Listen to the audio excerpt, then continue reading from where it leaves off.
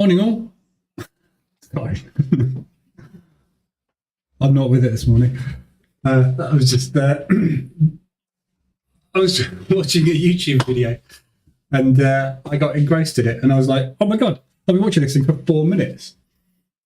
Anyway, hello, morning. Morning EA, morning Andy, morning Ladder, morning Themba. How are we all doing? Lots to discuss today. Morning Rocky.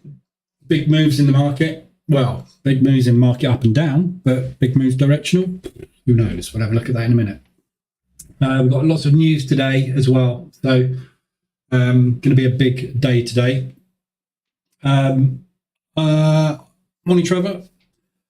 So yesterday, basically, I put a message in the group. I'm not going to be trading for the rest of this month, mainly because this month's been one of those months, morning Diamond, where I've just been beaten up, basically. You know, sometimes you just feel like you're getting beaten up. And it's been one of those months, basically. So I'm going to take the rest of this month off. I've had a loss this month. I'm 6% down on the month, so I'm going to stay at 6% down. I'm not going to try and recoup that by scalping or by any other means. So I'm going to take that one on the chin. Don't often get losing months, but when you get them, it's quite often good to just sit back and have a look at why it happened and what happened. And most of this month has been basically bad decisions on direction, mainly on oil and obviously on euro as well, based on the rate announcement. And the trouble at the moment with these rate announcements that we're getting is there's no real way of determining directional bias on them. What you would expect to normally happen isn't happening because we've not been in this situation before where we've had, well, personally, I've never traded through a situation like this before where we've had so much inflation and so many currencies collapsing so fast that it's difficult to forecast what the rates are going to do. So position trading works phenomenally well when you have a bias. When there is a bias shift that you get into wrong, that's when it really hurts. And at the moment, it's difficult to sort of forecast because we've got so much news going on. This week basically is one of those weeks where, you know, we are getting so much fundamental news coming in. It's very, very, very difficult to know which way anything is going. And obviously when we're taking positions, we need to take positions over longer periods of time. So we're looking at potentially playing them out over 2 to 3 days normally, but quite often over a week. And sometimes if we get into a squeeze over a month. With the shifts that we're having at the moment, everything can go in any direction. So picking a direction is virtually impossible at the moment. Which means you've got to make sure that you're getting into the best possible quality trades. And you've seen over the last 2 to 3 weeks, I've taken very few positions because there's just not really been anything that I can get into. So I've had a really good quarter, over 50%. Well, it was over 50% quarter. It's not anymore. It's 44% quarter, which is good. And I'm keeping it. So I'm not going to trade for the rest of this month and reset. Take a step back and relax, basically. So what I've decided to do is just focus on my funded accounts because the funded accounts are going really well. My Forex funds account, I've just got over 4K, which I'm about to withdraw on that one. I'm withdrawing £2,200 on the E8 account. And I've just started yesterday. This is a £72,000 account with E8. So I'm going to focus on scalping and prop firm work, basically. And the reason I come to that decision as well is because of E8. So I'm doing my first withdrawal with them tomorrow. So fingers crossed that goes all fine. No, it shouldn't be any problems because it's Deal, which is the same system as all the others use. So I'm going to focus on scalping more. I'm still going to do all the analysis and everything. We'll still go through all the pairs, etc., and have a look at what's going on. But for me personally, I'm not going to position trade for the rest of this month. I want to see what the market makes of all of these rate announcements and get a better understanding for which way the market is going, because everything is a trend monster at the minute. It's either coming down and collapsing at a rate of knots and there is no profit take. It's just a collapse. or we're getting lovely range bound stuff. So it's difficult to pick a direction. So I'm just going to give it a week, have a chill, and just do something else, which is nice. This is what I did at Ukraine, at the beginning of the Ukraine crisis. Just basically took a step back because I didn't know which way the markets are going. So there's no point in trying to forecast something which is like that. Market's just opening in 1 minute. So I'm just going to look at the DAX this morning. Big drop on the DAX overnight. Yesterday, rather. All indices. We've had a little bit of a retracement, so I'm just going to see which way we're going to go this morning. We'll do an analysis of all the pairs and the fallout of everything in a little bit, in a minute. We've also got as well the Swiss franc news this morning at 8:30, so might get a fairly sideways move this morning while we're waiting for the Swissy announcement, so we'll see. Let me just zoom in on that.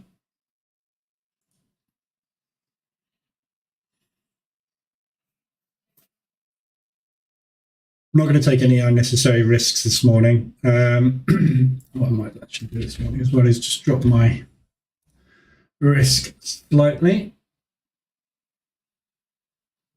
So just to clarify what this is, this is a prop firm account with E8. This is another evaluation. E8, you only have one, well, you don't have any time limits, basically. So the nice thing compared to all the other prop firms is there is no time limit.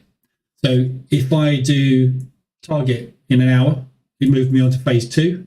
If I then take phase 2 and do target in an hour, I'm funded within an hour. So basically, you could literally start this morning, short this down to there with 5% risk, pass your evaluation, and then do the same thing 10 minutes later, and you're in. Bang. So that's why I kind of like E8, and this is where I'm seeing an opportunity at the moment, because the way to play prop firms is to get through the evaluations as fast as possible, and then build that funded account up to a level where you're happy to withdraw, which is what I do. I just basically build it up, wait till I get to a point where I'm drawing £6,200 out tomorrow from prop firms. Total time traded on those accounts is, I don't know, 3 or 4 hours. And that's the beauty of it. So that's the way to play them. But obviously you're going to lose accounts along the way. So when you're doing evaluations, you're going to lose lots of evaluations. So there's a cost involved. So the E8 account, for example, took 3 attempts, which was, that was 2 attempts. 3 attempts, that one. Yeah, $660 odd I spent on those 3 evaluations and drawing out £2,200. So not bad. Little return on investment, is it? So that's what I'm focusing on. I'm just going to try and play the props for the next week or so while I'm waiting to figure out what the hell this market's up to. We've got very little movement this morning. 5-minute candles, got a couple of minutes on it. We've got a gap fill to do on the DAX this morning, which you can't really see on this one. So the gap's kind of around there, 126.24. So I'm just looking for a quick move up, basically, this morning, just to see if we can get this gap filled. But it's a fair old gap down this morning. So morning Shout, morning David, morning Jane, morning Tammy, morning Rocky again. I just love the intro animation. I did that myself.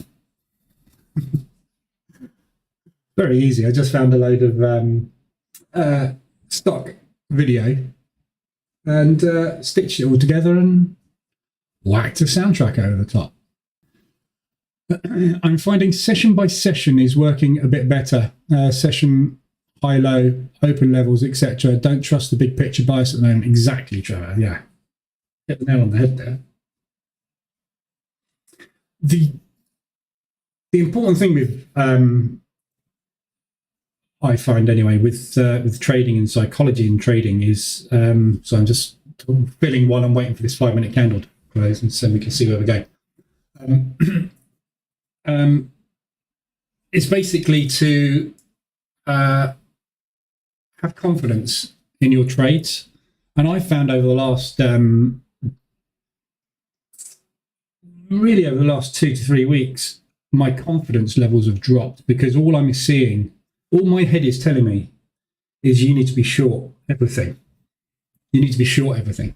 And it's very difficult to get out of that mindset. And you tend to get railroaded into a directional bias. And I found it very difficult to take any trade that isn't a short. And the problem with that is, obviously, that isn't how the market works. The market moves up and down. So that's kind of the issue at the moment is with what's going on with the world, with inflation, with everything, the markets in general, you just feel like you need to be short in everything. But you can't short everything because something's got to go up to make it go short. So, morning, Alan. Morning, Jeff. Love the intro music. Pumps me up for the day. Cool. I'll play it longer then. So 5-minute opening range is in. Just wait to see what happens with this 5-minute candle. This morning, there's a very high probability for the next half an hour we're going to sit within this range, or we're going to run for that gap. So I'm just watching what we do at these highs here. There may be opportunities to sell the high and buy the low, because that's an announcement. So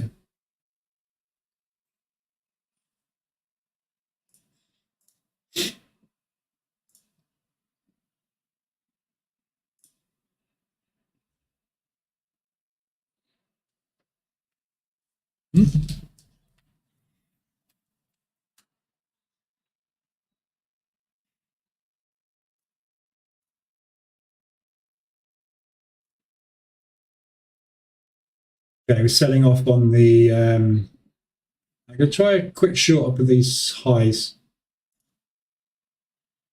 We're selling off basically on the Dow and on the NASDAQ.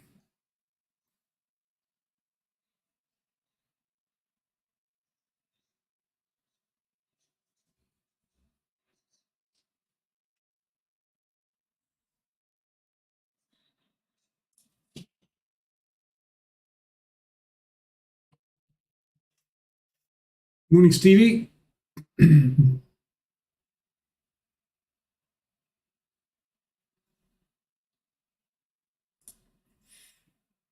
I'm going to add one on a break of the low of this candle. Rejection. This needs to be holding at the moment. Still got a couple of minutes left on this candle, so it's obviously not closed yet, but let's see if we can hold this level. Obviously, it may well run for the gap, so let me just mark that gap. Where is it?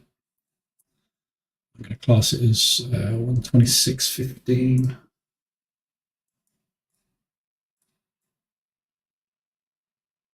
So basically, high of that propulsion gap there, basically.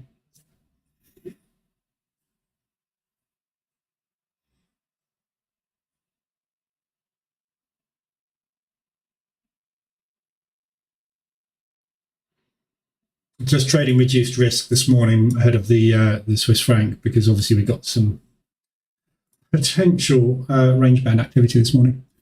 In the old days, the contra instrument to general market shortness, not anymore. Yeah.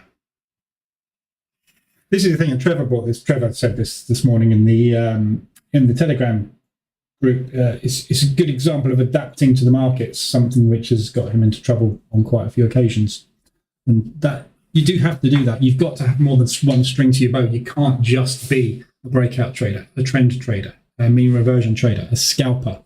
You've got to have more than one skill set because the market conditions are going to change. And if you're a trend trader and the entire market goes range bound because there's nothing happening, you're going to die. If you're a mean reversion trader and the thing just goes into a constant trend for 6 months because inflation and war, you're going to die.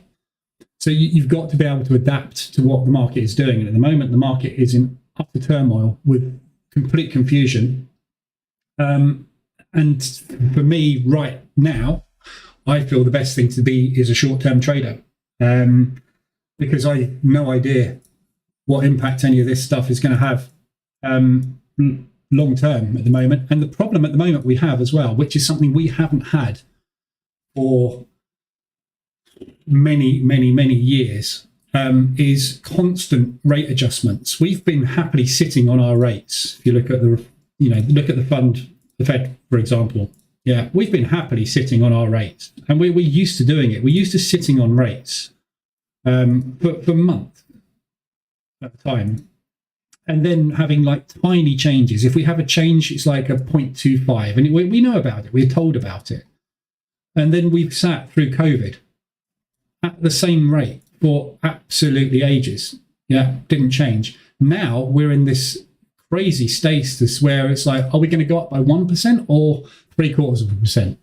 It's just utter chaos. There is no one's got any idea how to deal with the situation that we're in with this inflation, and everybody's trying to avoid a recession. And the market one day will be going flying up, and then the next day will be flying down. Look at the yen this morning. Look at FOMC last night. Utter chaos. I still have no idea which way FOMC is going, which way we're going off after FOMC. So, but I do know that when we get a bullish engulfing or a bearish engulfing, there's a high probability of a directional change on 5 minutes, and I'm in and out in 10. So this, right now, this is the best thing to be for me personally. Started trading with moving averages and TDI.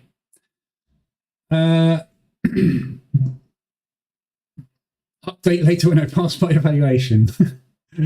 So you've fallen into this smart money traders black hole, have you? TDI, Mr. Malone, is basically an RSI. Basically, the TDI is an RSI with a load of moving average and Bollinger Bands attached to it. Yeah. Go and look at, stick a TDI next to the mean 21 RSI on the 15-minute chart and go and tell me what the difference is. Nothing. Apart from the fact that on your indicator, you've got another 4 lines and Bollinger Bands to confuse the hell out of you, as well as another signal line that you've got no idea what to do with. TDI is a nightmare. It's not a nightmare, it's just an overcomplicated thing. But if it works, use it. Alan, my DAX gap is 12554.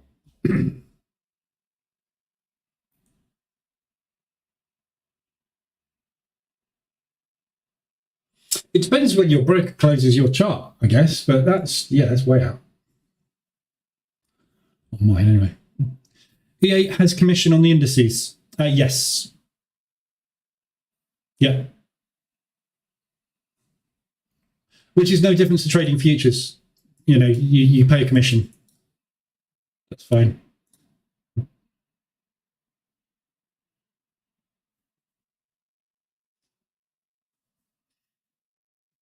TDI is really good Forex machine. It's a great indicator. But the two, I said this, you may not have been in the room when I said this last week. That's why I've got a feeling we're going to stick in a range here. So I'm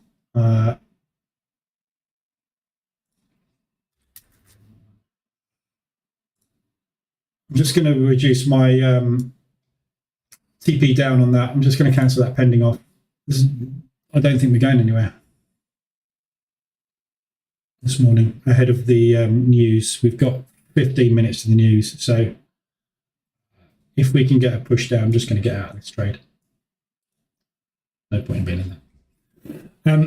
The TDI basically, I said last week I went into a big rant about how I developed the strategy that I use, and it came from the TDI. That's my Euro New Zealand, by the way, and the Pound New Zealand. Closed those out. Went flat yesterday, so I'm flat. It's a lovely feeling being flat. Gap candle was midnight.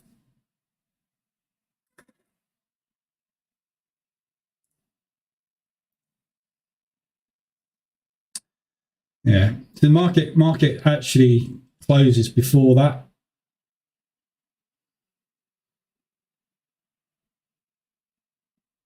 And you're trading the same contract on DAX. S&P has a big difference between cash and December contract. Yeah. Got to trade your own charts, really. Nice opportunity for a long, potentially. Looking at it on that. Okay, so this is the 15-minute opening range. I've adjusted my price action toolkit to show the 5-minute and the 15-minute opening range. Just from a scalping perspective, 15-minute opening range break quite often is the direction of the session. If the 5-minute isn't a runaway, which we're not this morning, so I might close that out and flip long.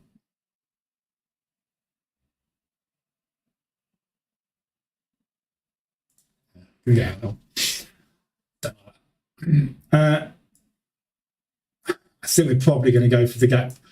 I'm not going to take a trade on that this morning because we've got the news in 15 minutes and I want to trade the news, so we'll wait for that. So yeah, what I was saying, let me just clean my templates up one sec.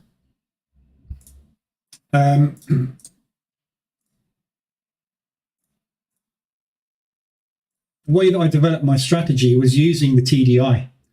So the only two things after testing and using the TDI for quite a long time, I got into the TDI, and it's one of those indicators, you know, you find an indicator and you get into it and you really get into it and you analyze it and you use it properly for months and learn about it. TDI was one of those for me.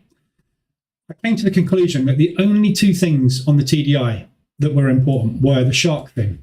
The shark fin is where, on the TDI, it moves outside of the Bollinger Bands. I don't think I've got a TDI.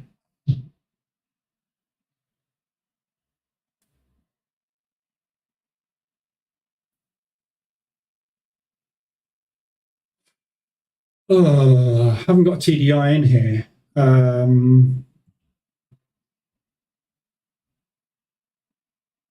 No. But on the TDI, you've got the Bollinger Bands. So the Bollinger Bands obviously go around the line. That is what they call a shark fin, or what Steve Merrill calls a shark fin. That is the important bit of the TDI to me, is that. And the only bit that really was useful for me was that. And that is the RSI median. The RSI median on whatever you put it on, 14, 21, whatever it may be. So basically, I thought, well, the Bollinger Bands, when you get these shark fins, 99% of the time, when you see a shark fin, it's outside the Bollinger Bands. So don't need the Bollinger Bands, really, do we? Because it's like when you see a shark fin, it goes above the Bollinger Bands and down. The fact that you get a shark fin means that price is pushed hard in one direction and it gets outside the Bollinger Bands anyway. So I scrapped the Bollinger Bands and got rid of them. Yeah, so we're left with that. And then I looked at where the most successful shark fins happen. And it was after a big strong push where it took the line on the TDI to upper or lower levels. So I thought, well, that's just an RSI basically. So why do we need all the rest of the squiggly lines on there? Because I don't use any of that squiggly line stuff. So I got rid of those. And ended up basically with what you see there, which is a median RSI. And when we get extended above a level, that means we're coming back down out of it quite often. When the market is extended, you get a profit take. So I got rid of everything on the TDI because it's literally just an RSI. All you're looking for is moves up into extended levels, and the move down is what they class as a shark fin. By the time the shark fin has played out, the move has happened. So I thought, well, what we need to do is actually start looking for short opportunities when it's up there, because we're anticipating the other half of the fin being the move. So I want to get in up here, not here. And that's literally how my love for the RSI started. And that's how position trading was developed. The whole strategy started with the TDI. There you go. So it's really good. Yeah, I don't have no problem with the TDI, but just understand and this is the same for many indicators out there.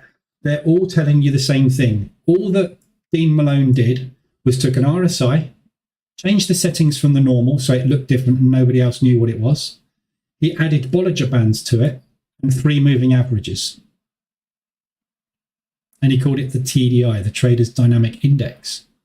They're all just normal indicators, but they're put onto an RSI. Overcomplication of something very simple. E8 minimum 30 calendar days means 30 days continuous. No, there's no minimum on E8, Rocky. Maximum 30 calendar days.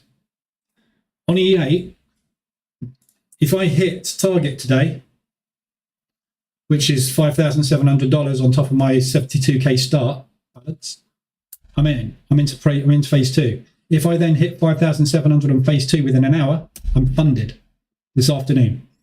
There's a maximum of 30 days, no minimum. And that's why I like E8. The spreads are a little bit. Do you know what?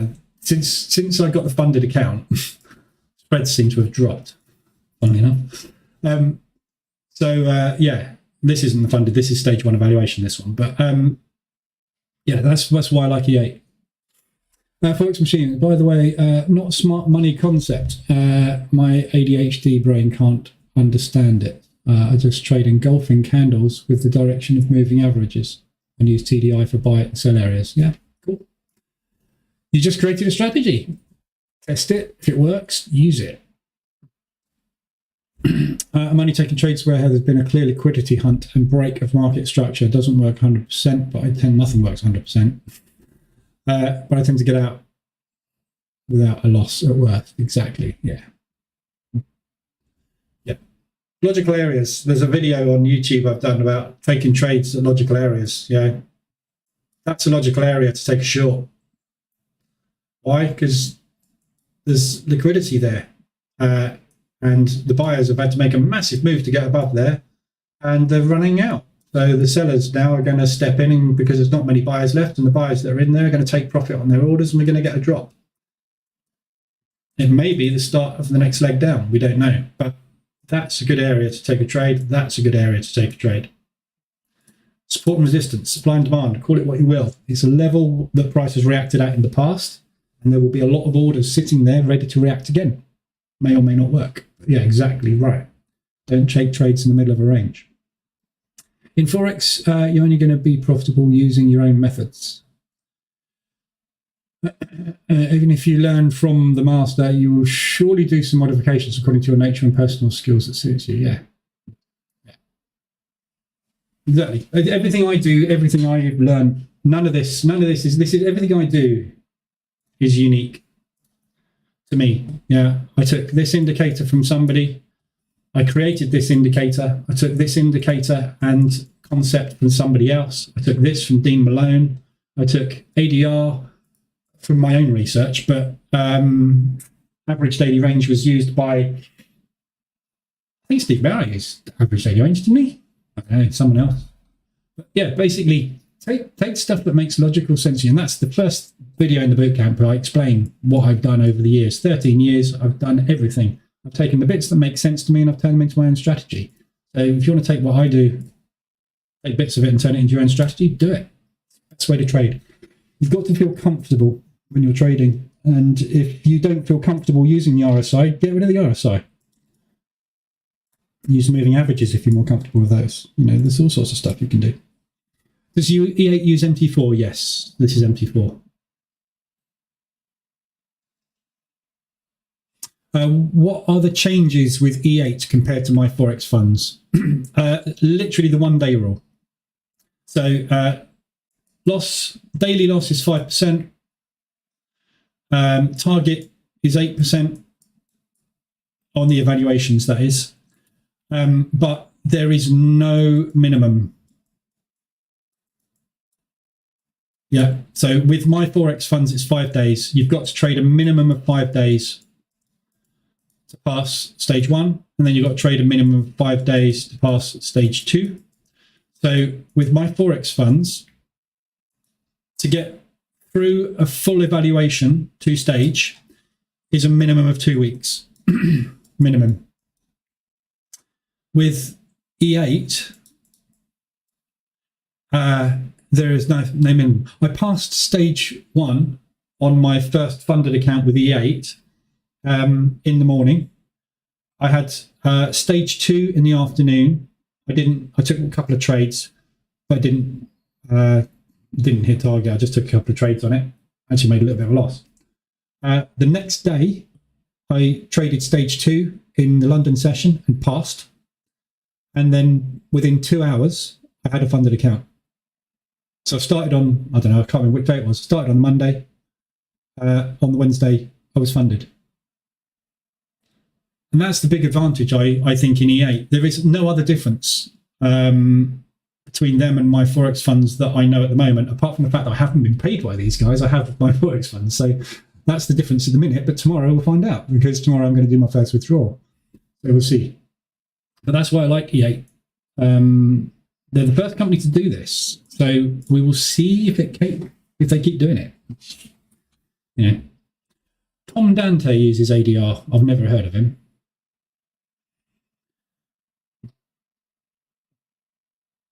ADR is not. All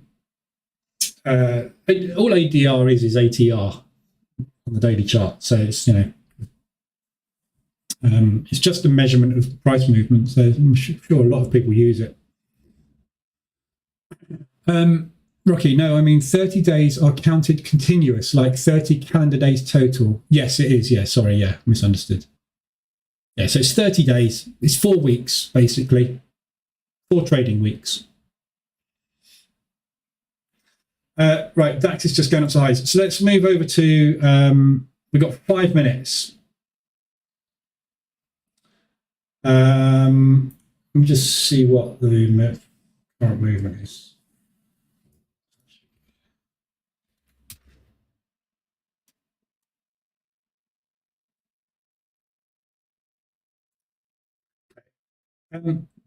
So DAX,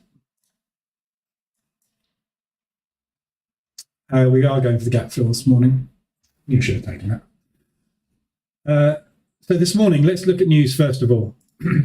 Today we have, in 3 minutes, the SNB rate announcement. Expected to be 0.5. The Swiss National, the Swiss National Bank has not changed its rates for many years. We've been negative 0.75. In June, they pulled the rug out from under all of us and suddenly went 0.5% higher with no warning whatsoever. The market went mental. Everything collapsed against the Swiss franc and has continued to collapse against the Swiss franc. So this morning, they've told us that they are going to put another 0.75 on, a massive increase. So I'm expecting some fairly bullish moves off of that one this morning. Quite what impact that's going to have on the indices, difficult to tell. I suspect we'll get some negative movement on the DAX, which is why I'm just hoping and waiting for this gap fill, which is great. 2 minutes, we've pretty much done the gap fill. So I'm looking to try and scalp short on the DAX. So that's what we've got coming up this morning. Then this afternoon at 12 o'clock, we've got the rates for the pound. So again, this afternoon, we're going to get some big movements. We're going up again on the pound, another basically 0.5% as the forecast. We tend to hit it on the head with the pound. We very rarely do anything different to forecast. So we've had one basically, which is in December last year, where we went up 0.25. That was our first increase in it. That was the surprise increase. Since then, we've been very stable. So again, we should see a little bit of bullishness on the pound. But again, look at what happened yesterday with FOMC. FOMC 3.25 forecast, 3.25 achieved off of a 2.5. And all we got on that yesterday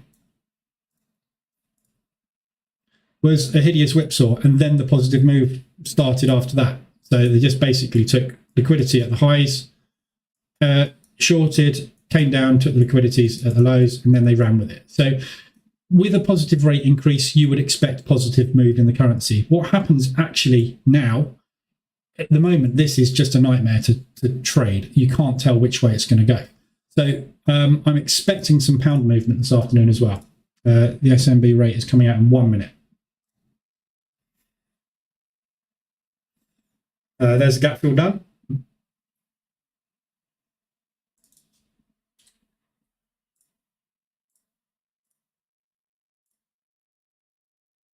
I'll talk about the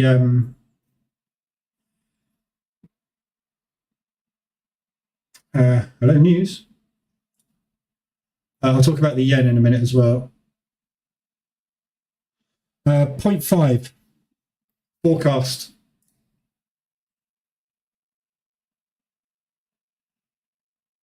No reaction.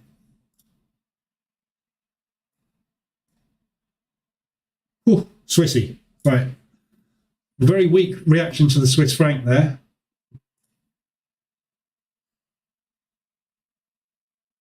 So just taking out the highs there. No movement on the markets.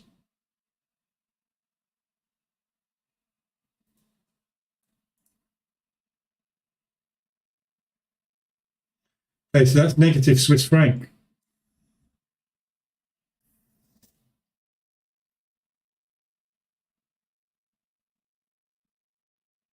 This is exactly what I'm talking about at the moment. That should be positive Swissy. Because the Swiss is strong. Swiss is doing well. We've got an as expected result and we're getting a negative reaction. This is what's confusing me about the market at the moment. Pound Swiss. Oh.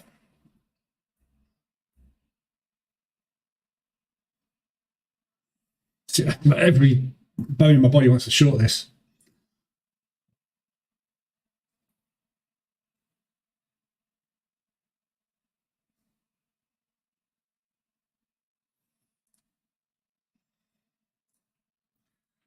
So anybody that's been long in counter trend at the moment, there's your first start of your move.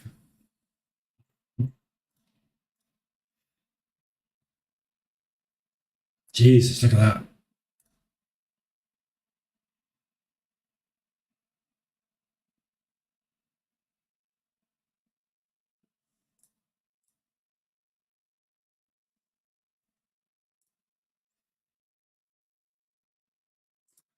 So I just need to get a Swiss franc. I'm going to scout this.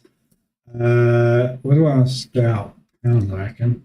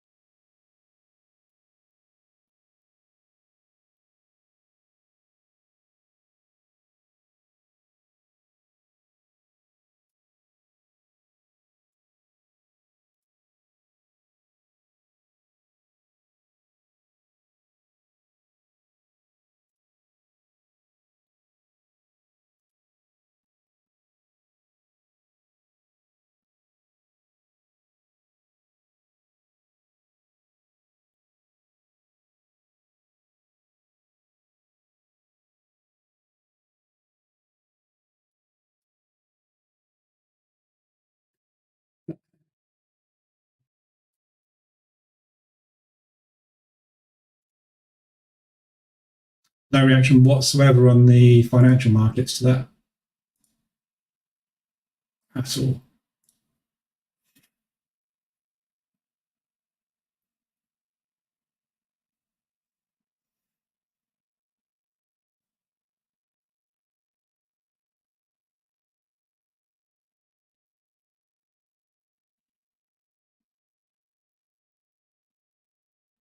Blimey.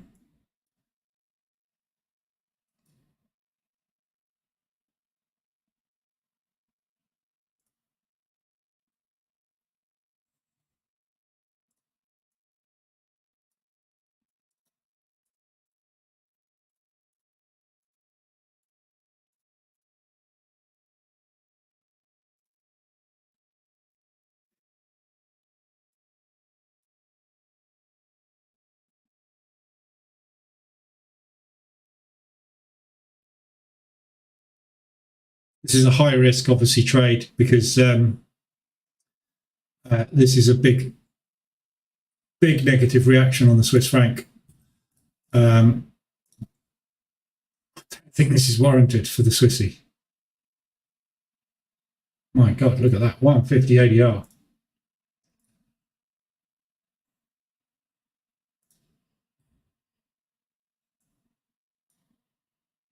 Okay, so I'm watching this level here.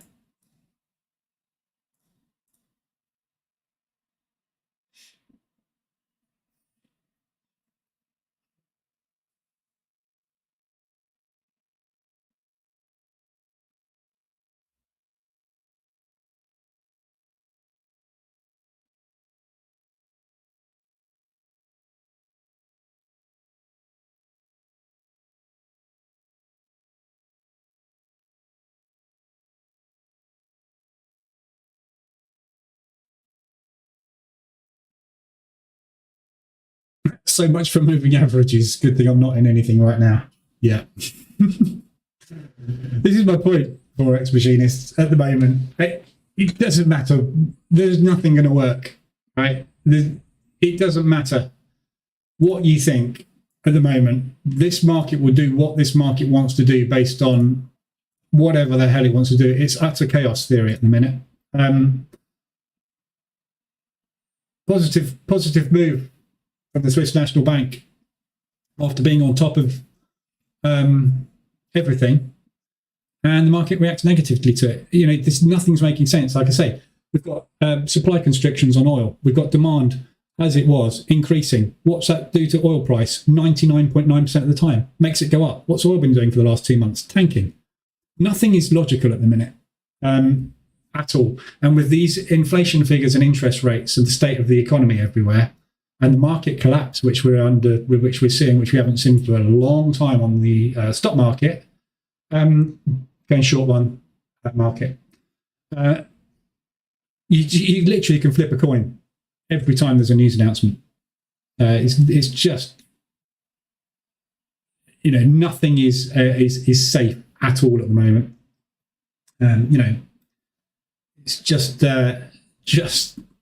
craziness. So we've got immediate reaction straight at those highs. So I'm just going to see if we can fade this. Look at FOMC yesterday.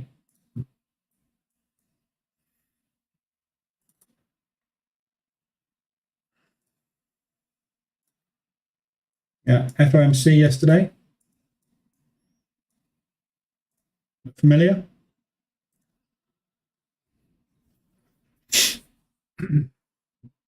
However, this is the wrong direction. I would be expecting the opposite reaction. What I was anticipating was strength on the Swiss franc, retracement, push.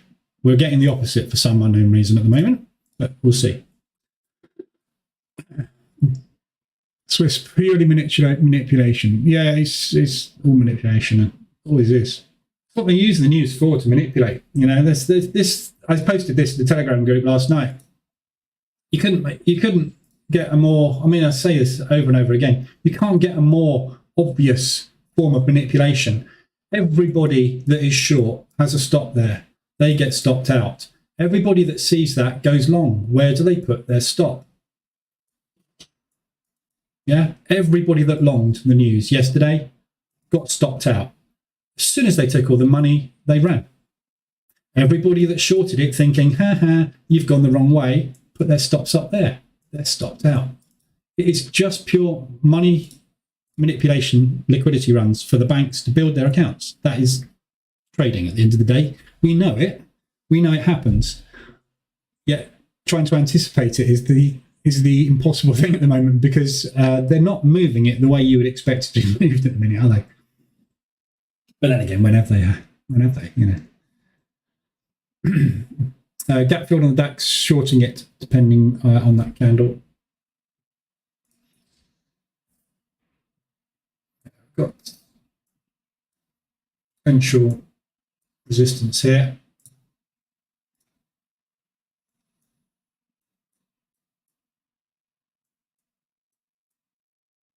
Nice little zone there.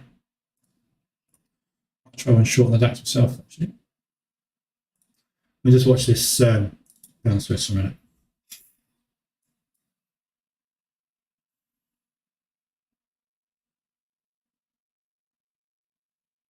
I just want to see if we're going to run that high. So looking basically just for, well, either that or a fade back into the gap somewhere. And then where it's going to go after that, I don't know. Especially now they've gone the opposite way to what I was expecting. We will do an analysis on everything in a minute. Just obviously there's a lot going on this morning.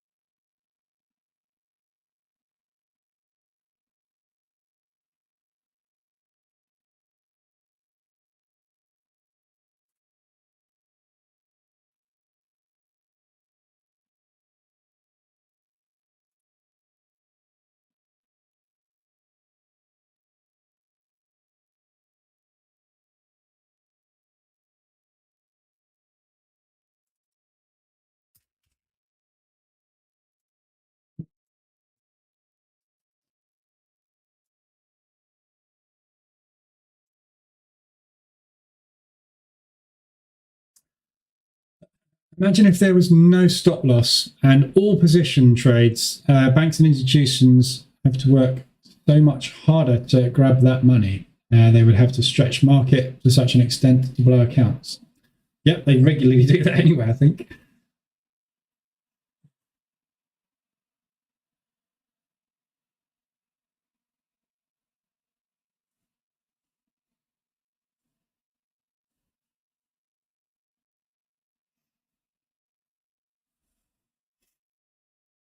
Right, we're not getting an awful lot of movement off of that. So I'm just looking for a quick short on the DAX as well from this area.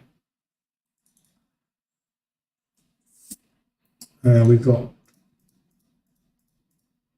6 5-minute candles straight up, just looking at least for a pullback.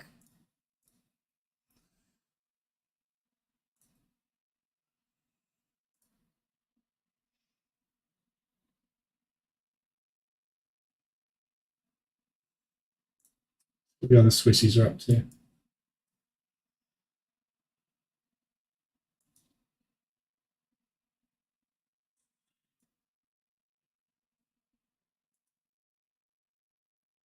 Swiss yen's undone all the gains made on the Swiss franc, on the yen overnight.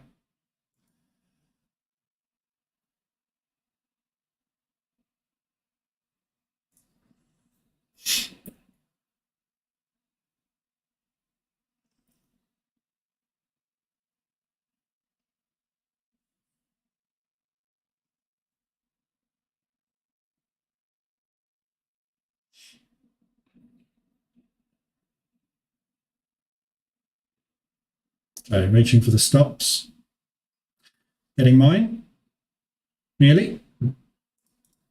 Oof, teasing me, look.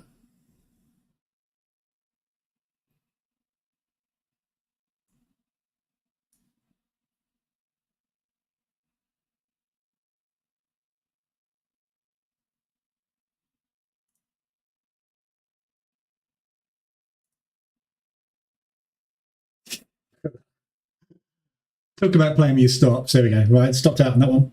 So we've got sell stop sitting underneath the low of that 5-minute candle. Looking for the fade, basically. So that one didn't work. If that one works, liquid's in. So just waiting to see if that drops.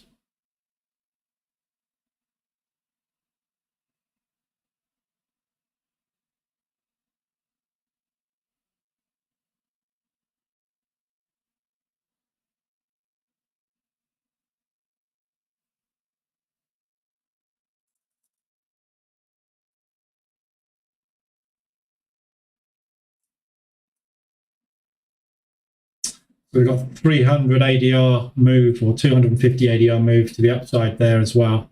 Potential, but I don't think it's going to get there in one go. Okay. Right, we'll leave that there for a minute. Right, so let's have a look at what happened yesterday.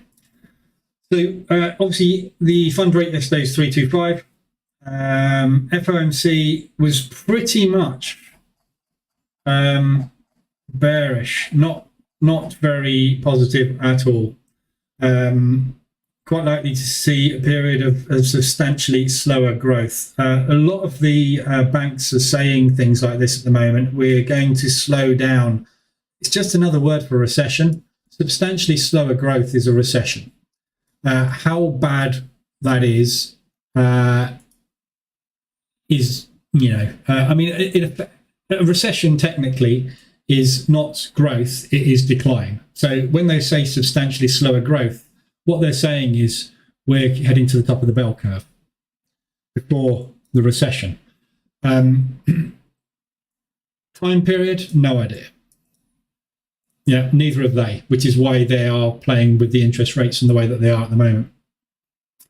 It was all basically 125 basis point hikes by the end of the year. We've got 3 rate announcements by the end of the year. 125, I think, is pretty conservative. I think they would need to do more than that. We're talking that's 0.25 and a 0.5 out of 3 rate hikes, i.e., I don't think they're going to do it. I think they're going to do more than that. But anyway, 100 basis points by the end of the year. So there's talk about not quite going to 125 by the end of the year, going to 100. So they might do a quarter, a half, and then leave it as it is. Don't forget, every time we have a rate announcement, it doesn't have to be up or down.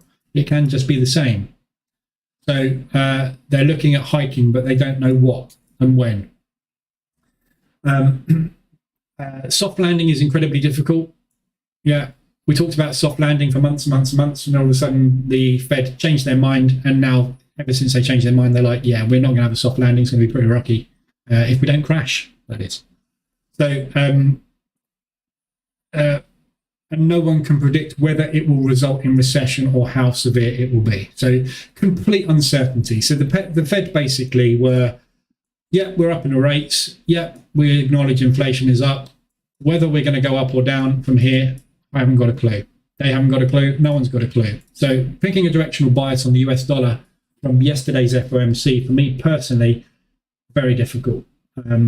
I have to believe that the US dollar will be stronger than most other currencies, just because it is the biggest economy. But the biggest economy crashing will be the biggest, fastest mover in the opposite direction.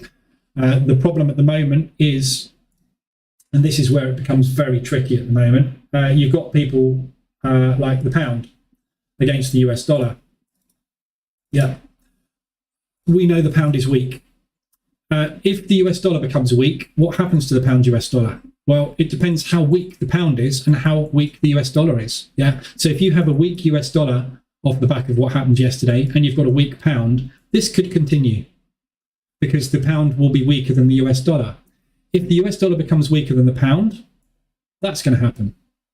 If they both amble along being really weak together, we're just going to see something like that. And this is where I would love us to be sitting, because from a mean reversion perspective, it's a dream.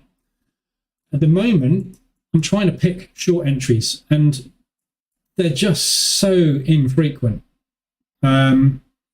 Just not able to get onto these fast, hard trends very easily at the moment, which is why I'm potentially going to look at dropping down to the hourly charts to try and get in on some of these fast trends on the hourlies. But at any moment, as we saw with the euro, that trend we're expecting, that's not the right example, but that trend can turn into this. Yeah. On a rate announcement that the market was expecting to be better than expected, which was here. We started the move and then it just continued to go. But this didn't happen because of the euro. The euro is still weak. What happened was the New Zealand dollar got weaker. And this is what we can't anticipate at all with any certainty at the moment, is when these strength and weaknesses are coming in, and they're not just coming in. We're used to strength and weakness. We trade strength and weakness. That's our job. What we're not used to is the unpredictability of the strength and the weakness. And that's what I'm struggling with at the moment. Nobody could anticipate that the New Zealand dollar was not just going to weaken. It was going to weaken to such an extent, like the yen, that everything that was weak would shoot up against it. So it is so difficult to predict any market movement in any direction at the moment, as we've just seen with the Swiss franc. Yeah, look at the Euro Swiss. This would be a good indication of whether or not that really is a weak Swiss franc, because the euro, yeah, look at that movement on the euro. That is not a strong currency. Yeah. The Australian dollar has been weak, but the Australian dollar is now acting normally, so the euro can't do it. That tells you the euro is not massively strong. Yeah, look at it against things like the CAD. The CAD is pretty weak at the moment, but the euro isn't going anywhere. That tells me that that is a massively weak Swiss franc for some unknown reason. They've just announced an interest rate rise to get on top of inflation, which they're not really struggling with at the moment, and the market's reacted negatively to it. Nothing makes sense at the minute. So for me, I'm still short this. Yeah, I can't long the euro against the Swissy. It's not in my bones. No matter how extended you get. Yeah, look at the pullback you got on that extension. Down to 10, and we got like a tiny little 1 and a bit ADR pullback. It's just not, I'm still short in it. So I'm staying in line with trends at the moment. But I want to see decent, strong trending things. And the problem, as I say at the moment, is we're now getting rate announcements every 4 weeks on the vast majority of currencies. And those rate announcements are a complete mystery as to what's going to happen with them every single time. So it's very, very, very difficult to navigate at the minute. So US dollar yesterday, obviously, we had the 3.25 Fed funds increase. So that's what we were expecting. We were expecting positive moves off the US dollar, which is what we got. It just obviously they mucked about with it for a bit there. So, and obviously the Swiss franc's massively weak this morning. Yen overnight. Bank of Japan overnight issued statements, which is usually sort of 4 o'clock odd in the morning, normally with yen stuff. Where are we? What day are we on? There we go. So basically, maintain our forward guidance on interest rates, predicting that short, long-term policy rates will remain at present or lower levels. That's important. We cannot raise interest rates because our economy can't stand it.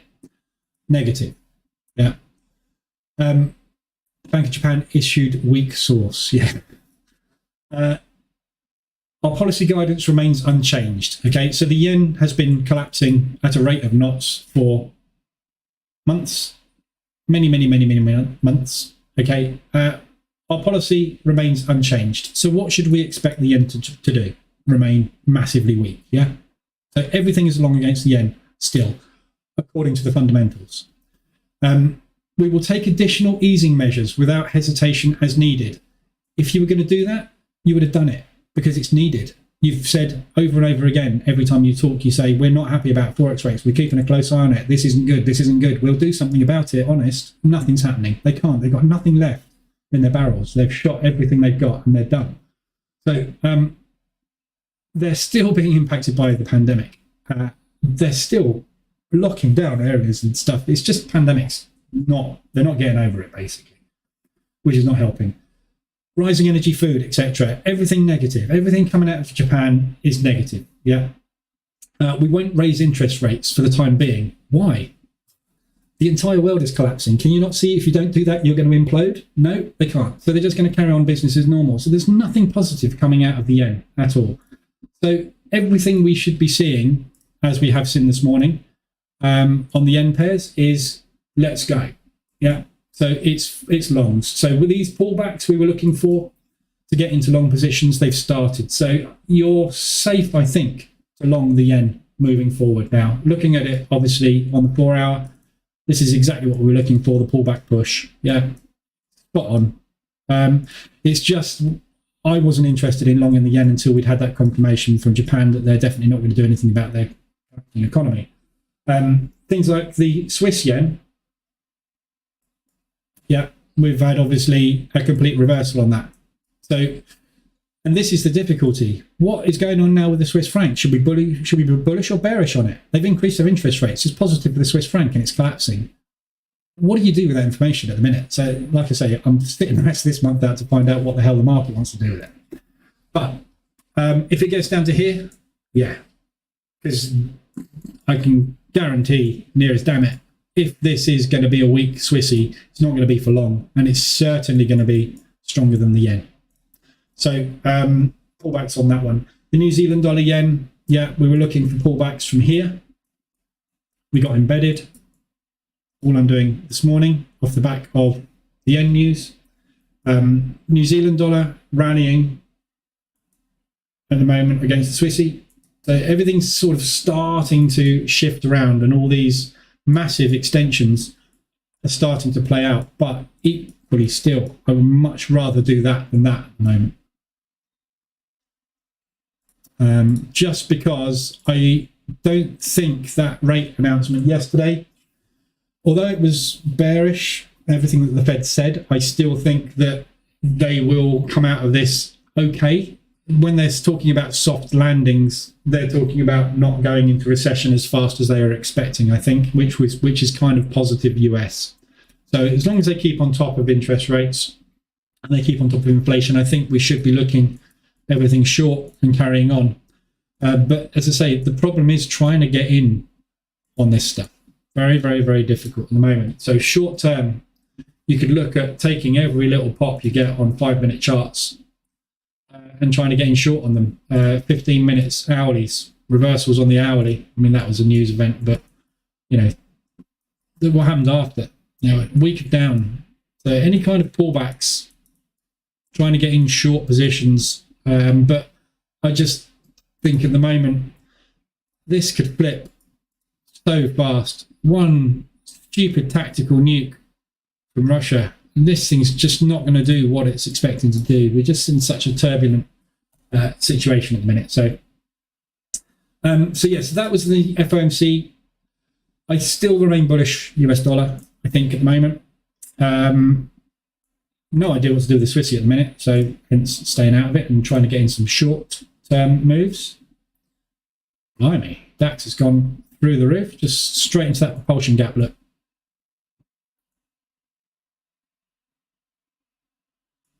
That's a massive push on the DAX. I'll have got short on that. Swissy got 200 now. ADR. I'm just dragging this sell up. Yeah, at some point this thing's going to run out of steam. As soon as that profit take move starts, everyone's going to start taking profit. That thing's going to. Whoop, sorry, wrong one. That thing's going to revert. Oh my god! I haven't used a fib on this platform before.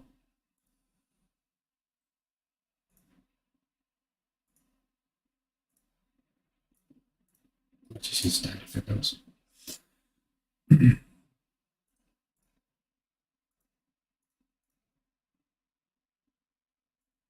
Okay, so where we are now.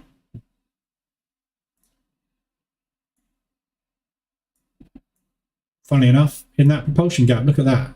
Couldn't make that up, could you? 38 at the moment on the propulsion gap. So shallow pullback, average pullback, deep pullback. Assuming we're not going to just return to source, return to origin on it. I'll keep that on there. So yeah, sorry, I'm flitting around a lot this morning, I know. So yeah, so that's the news for the Swissy. No idea what to make of that one. Obviously, we're off the scale on ADRs off the back of that news. So loads of opportunities for mean reversion across all of these. If you're going to mean revert on these, you want to pick something weak like the pound. And obviously the pound, we've got news this afternoon. We've got the rate announcement this afternoon on the pound. So at the moment, weakness, you've got New Zealand dollar. Let's see if there's a currency strength meter released this morning. There we go, as if by magic. So weakness this morning, we're looking yen, Aussie, New Zealand. Yeah, yen, Aussie and New Zealand are probably the best things at the moment. Pound obviously is neutral. You see the pound is the green line in the middle. Not strong, not weak. Why? Because we got the rate announcement this afternoon. No one's going to be putting any money into that until they know which way it's going. So, so possibly yen would be a good opportunity. Swissy yen. Just got into DAX short.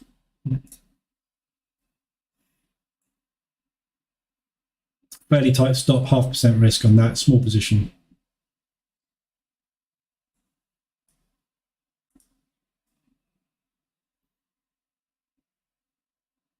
Getting close to ADR on the DAX.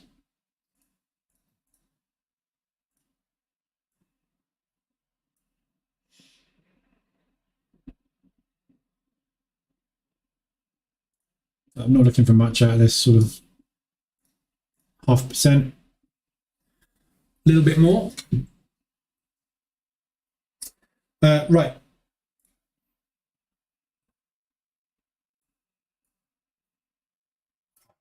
Very tempted to take another one of that.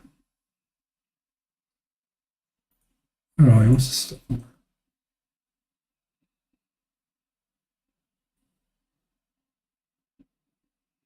Okay, I'm just going to go with a 600 short at market. Smaller position, wider stop. See if I just get a position started on that one.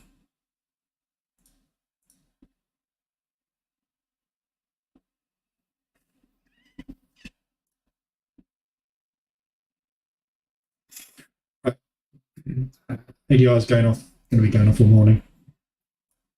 Yeah, so ADRs, as I say, this is kind of why I'm taking this week off.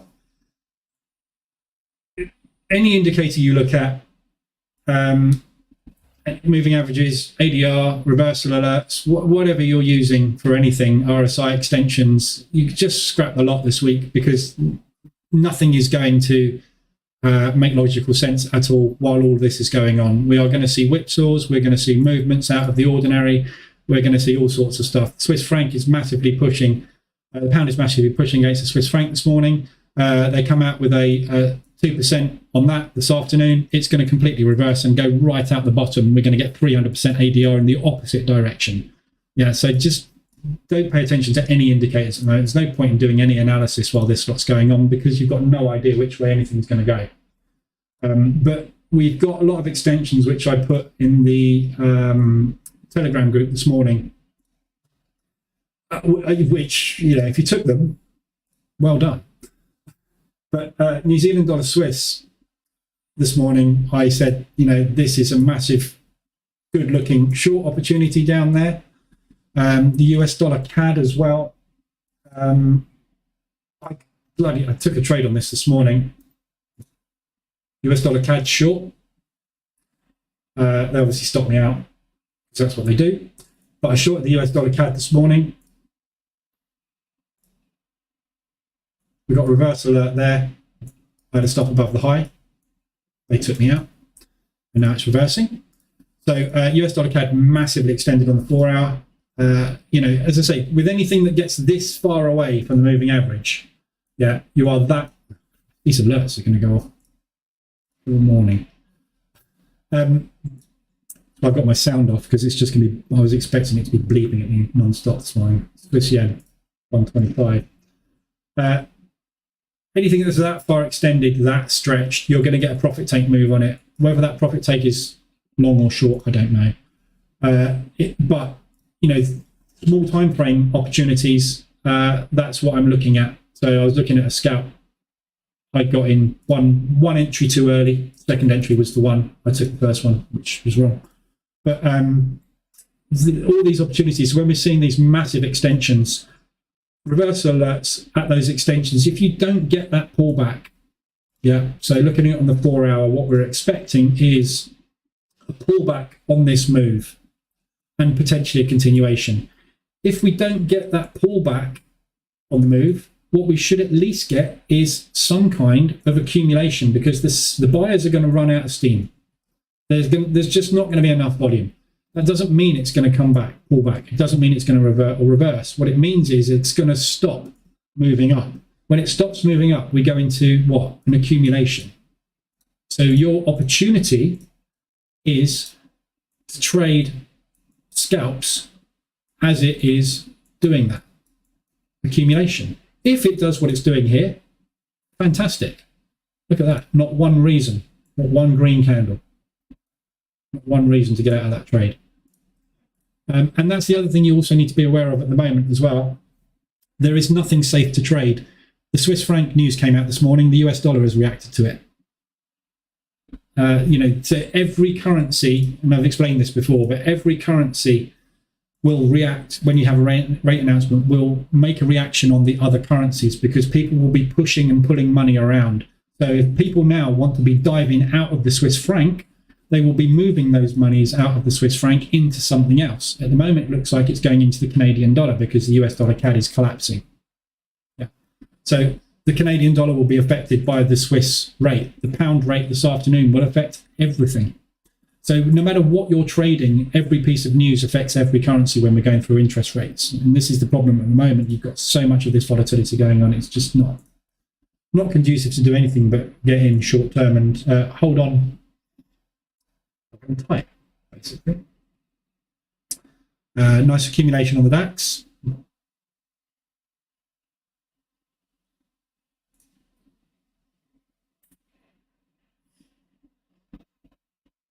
I'm just putting my second entry up. Actually, I'm going to leave it there. So the second entry on this is below that. That obviously, if you think market reversal alerts indicator, that is your break in structure. So that's why I'm adding to the position underneath that candle.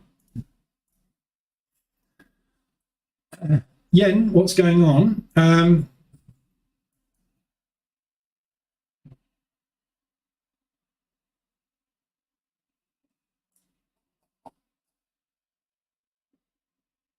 Yeah. This market movement.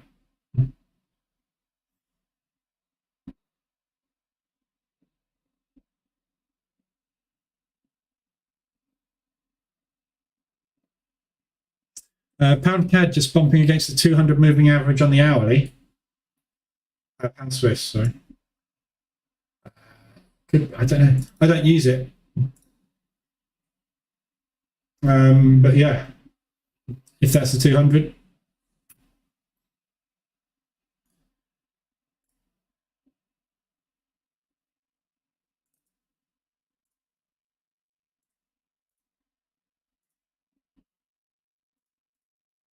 There you go. There's your 200 on the hourly. So yeah. But, that's a technical analysis based on a fundamental shift. Technicals go out the window. When the market reacts like that to something like a rate announcement, that's, they're not looking, the market doesn't look at this. The market has just shifted 25 billion Swiss franc from A to B. They're not interested in moving averages whatsoever. Moving averages are, all moving averages are obviously, as I say, a moving average of price. And it's telling you what has happened. What has just happened with the rates has got nothing to do with what's happened in the past. In a normal market condition where we didn't have a rate announcement, if this has come up and kissed the 200, that's just a pullback in trend, which is what the moving averages are. They're pullbacks in continuations, aren't they? So works perfectly, but that isn't anything to do with. That's nothing to do with anything. That's just, again, chaos.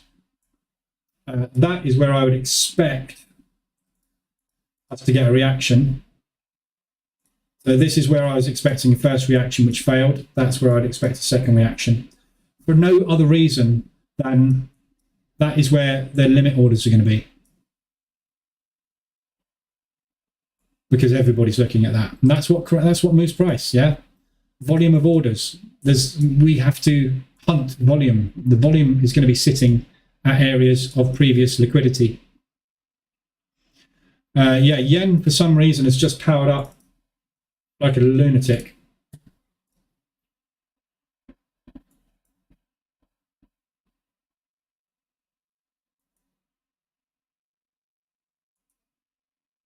God, you know what? It's just such a nice feeling being flat when this crap's going on. It really is.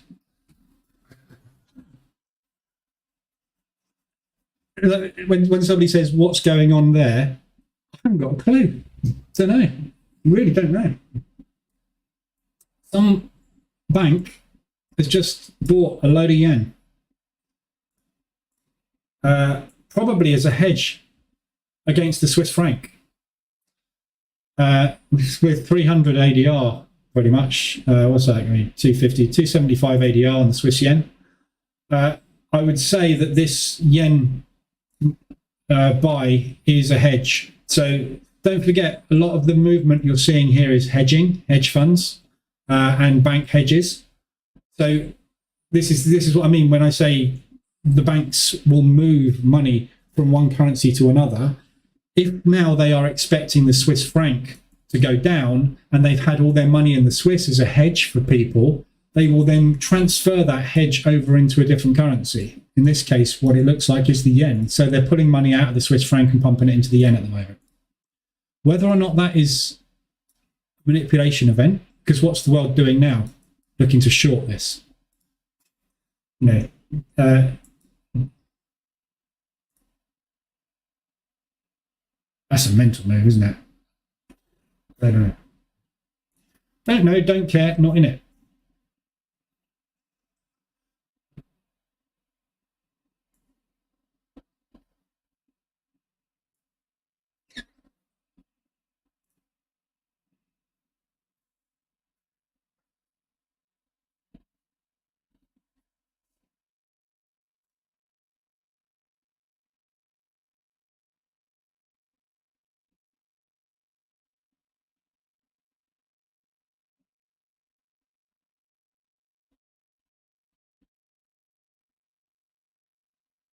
Not a lot of movement there. Just do a quick analysis of the indices as well this morning. So yesterday, we obviously had that big collapse of FOMC. So we spent the whole day yesterday on the indices moving up.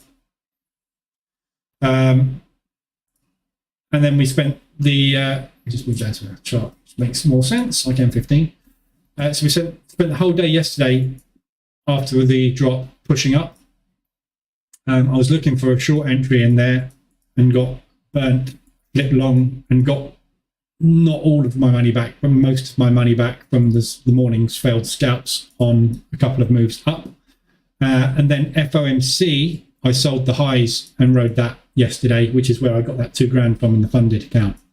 So yesterday was a bull day, straight up into liquidity, and then we dropped. So in the grand scheme of things, we're obviously still in a massive bear trend, and we are looking for that to continue. The moves that we're seeing this morning are a pullback on this leg. We've just broken the lows on the DAX, but we've got this level here. This is the key area at the moment, which we need to be worried about. So we're going to come down and test this area at some point very, very soon, possibly even today or tomorrow. And at that point, we're going to find out whether or not we are starting next leg down. So this is the key one. So you look at this area here. Yeah, this is where we are now. Yeah, we found an area we were supportive at. We found an area we were supportive at. We went, nope, we are bear market. We are bear market still. And that is what I'm expecting to happen at some point soon. So I'm looking for a big short opportunity on the DAX at the minute. I'm looking to try and get into something if I can and hold it, but I'm not going to add to that just yet. Pound Swiss still pushing. Okay, so we're at that level of pound Swiss. Sorry, I will come back to that in a second. Let's see what reaction we get up here.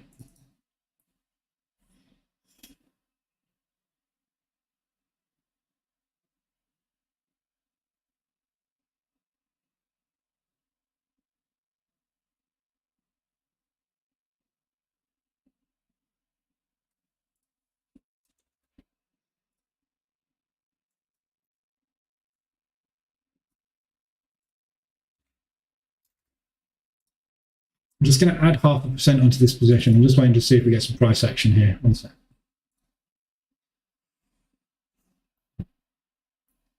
Swiss press conference hasn't gone well.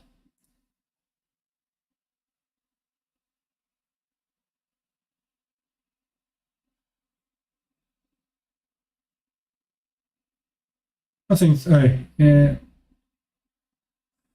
Inflation at 3% on 2.8, 2.4 on 1.9, and 1.7 on 1.6. Right, okay. Okay, so that's the first signs that the Swiss is being affected by inflation. And obviously that massive outflux. So that rate announcement now makes more sense on why it's negative. So we thought that the Swiss were on top of inflation. They're not. Therefore, that 0.25% increase is not, that 0.75 increase is not enough. Same as with the others, yeah. The Swissies now up to normal. We need to go by 0.25%, 1%, that sort of level. And that's not enough. So first indications, the Swiss are also now behind inflation. Their forecasts are now increased inflation on previous. So they've identified that they're behind the curve. That makes sense now why the Swiss franc is so weak. I'm just watching this level.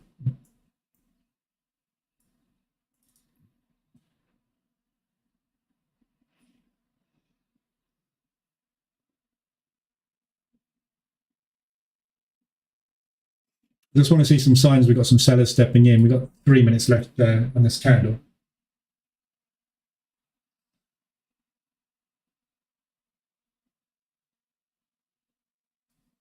I'm not going to add to the position unless we see some bears coming in. I'll just give it a couple of minutes. So yeah, DAX obviously continuation drop. You know, this market that we're in at the moment, this bear market that we're in at the moment, is just getting going. We know where we're potentially headed. We've still got a long way to go to get there, pre-COVID levels, and potentially beyond. You know, this is a slowdown in the market that we have not seen for a long time. We are used to the S&P being the investment vehicle of choice. Yeah, that's what the S&P is designed to do, make money. What we are seeing since COVID is the biggest drop and the fastest drop we've had since the Depression. And it is not going to slow down. All the time that inflation is increasing, it's only going to start moving faster. We haven't even had the housing crisis part of recession yet. With every recession comes a slowdown in the housing market and a drop in housing prices. We haven't even done that yet. We've only just leveled out in the UK. I mean, we've still got some areas where house prices are increasing. Yeah, interest rates are going up. Mortgages are becoming more difficult. Salaries are going down, which means affordability for buying housing is becoming more difficult. House prices start to drop at the same time. It's just a bubble waiting to burst, and that is just going to have a negative impact on all markets worldwide, and it usually starts with the US. Yeah, so this is just really getting going, and I can see that sort of thing. You know, this is December last year. We're coming up to December this year. We're going to be back down here somewhere. Yeah. So it's taken a year to do this, whereas we're used to seeing obviously the continual increase in the S&P. So And look at the volatility as well, which is another key change that we've got at the moment in this market. The normal volatility levels that we see in ADR, yeah, we're looking at like big candles being 86 pips, small days being sort of 25, 30. Look at the small days at the moment are like 40s, 50s, 60s. The big days at the moment, you're talking 130, 150 plus. Yeah, so the volatility where we normally see these tiny little multiple day runs where we have lovely little days where we just go into these beautiful trends, correction, trend, profit take, trend. We're just seeing complete lunacy. God, the dash is going nuts today. Complete craziness in volume and volatility. So it's a beautiful market to trade at the moment. US dollar yen 200% down. Look at that. Japan has intervened, according to Bloomberg. We have intervened in the FX market. Why is that not red? Come on.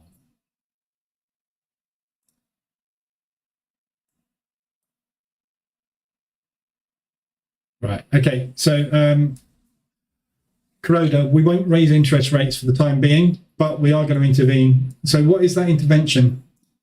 We need to know what that is.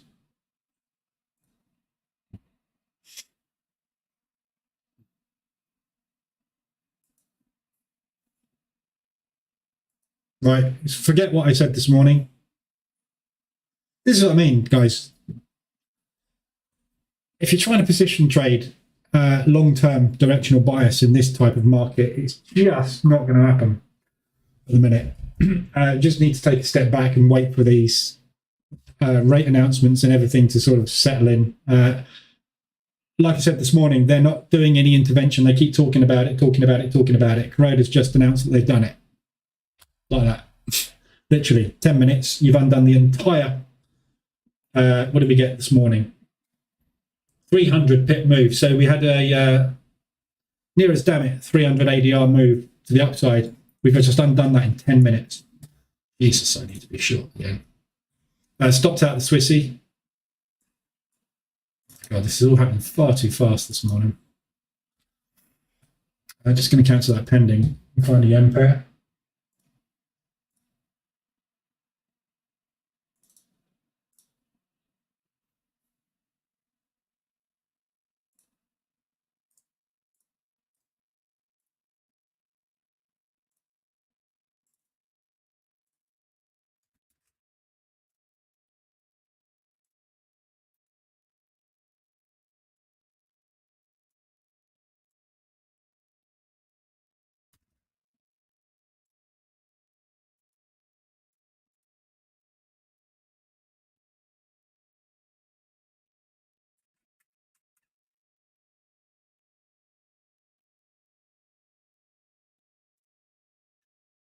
Yeah, so basically, obviously, whatever that intervention is, I have to read up on what that is in a minute. But basically, now, I suspect we need to be flipped long on yen, so shorting everything against the yen.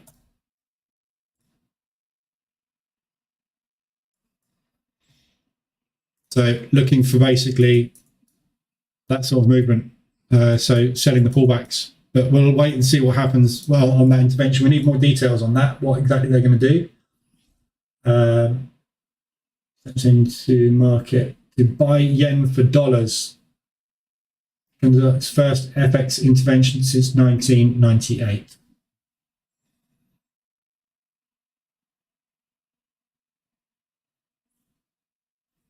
Okay. So devaluing the US dollar. So you'll find the US dollar will be coming down across the board. So US dollar Swiss is probably a really good mean reversion opportunity now. Oh my God, I can't keep up.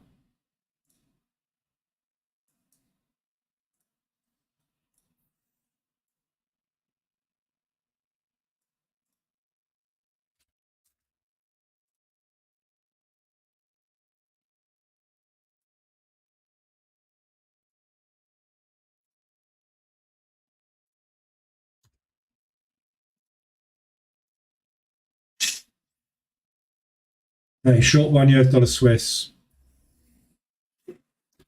I think I just found a glitch and I'm seeing it happen again and again. Is that the Holy Grail? The glitch was the same thing which I saw to buy pound Swiss. What do you mean a glitch? In the right bottom. Okay. Back tested past 100 days and the same thing happening again and again every 3 to 5 days.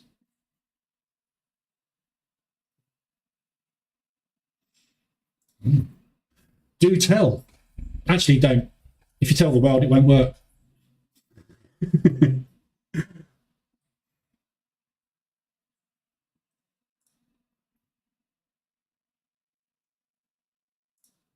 Just going to add.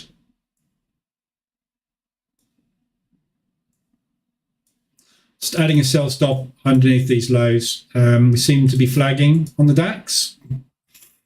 So it's either going to break out to the upside or we're going to start that drop from there. So looks like we're starting a nice little reversal. So I'm just going to add on a drop to the position and see if we can get a push back down, maybe back down to the 50.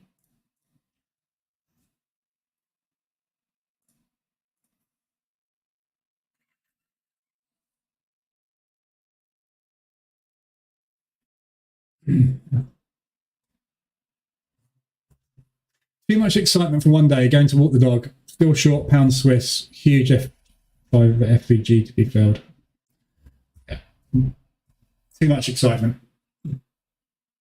Impossible to know what to do with any of these markets in a minute, it really is, isn't it? But at the moment, I'm liking the fade opportunity on the US.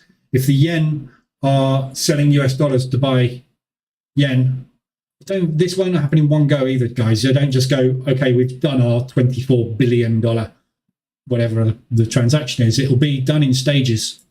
Yeah. So look for pullbacks and pushes. Pulling back on the yen at the moment, US dollar yen. So look for short opportunities on pullbacks. 2050 on 5 minute. It's just starting one now, look.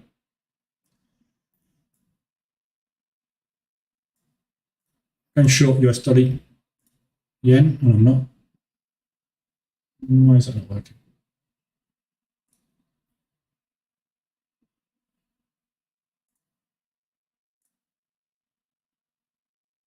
5.0. What? What's that?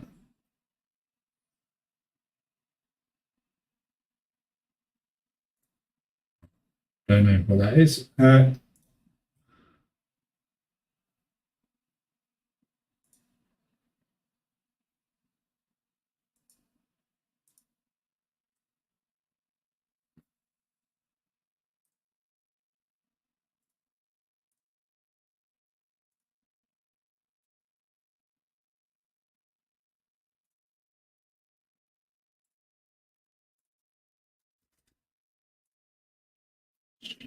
I might have found a bug.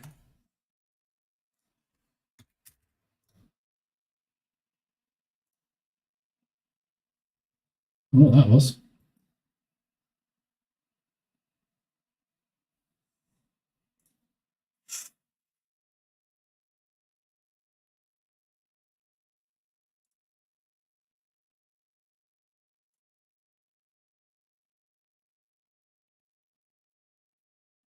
Not the most successful scalping situation I've ever had. Sorry, Rocky, right. US dollar CAD, shorted from the top today. It's not, I don't know what you mean by glitch. There's no glitch in the market. You mean a setup, basically, don't you? One ADR move. Pound Swiss, pound US dollar, buy with glitch from bottom, shorted from top. Finally, God blessed me heavily with this mightily powers and my 5 years of hard work.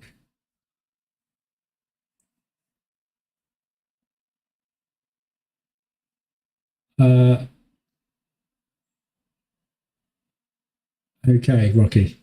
Good luck with that, whatever it is. Not quite sure what you're talking about, but anyway.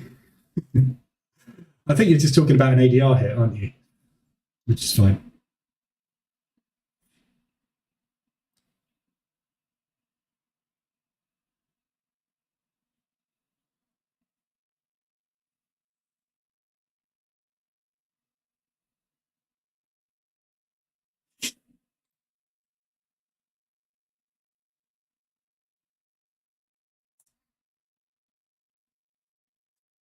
I'm going to add to the yen short, US yen short.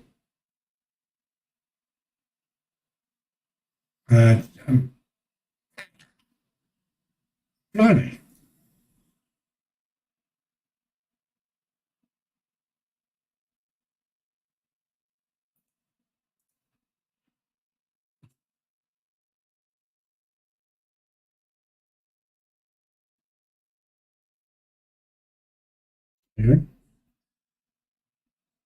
Does anybody want to have a look at any pairs today? I honestly don't think there's much point doing analysis. I'm happy to do analysis on FX pairs if you want me to, but to be perfectly honest, with what we've got going on now with yen, with the Swiss, and the pound this afternoon, and obviously trying to figure out what FOMC meant for the US dollar, I don't think there's much point in any analysis because literally you can flip a coin this afternoon and it'll be different. So I'm happy to look at some pairs if you want me to, though. Main thing I would concentrate on is indices and try and find short entries on these indexes. So that's my my focus at the moment. I just want to try and get in some of this short action because I think we've got some of these slides coming in. I think we've started this next level down. I think we are, if we try and be pushing back, we are struggling as hell to try and get up, and the bears are just going to roll over everybody.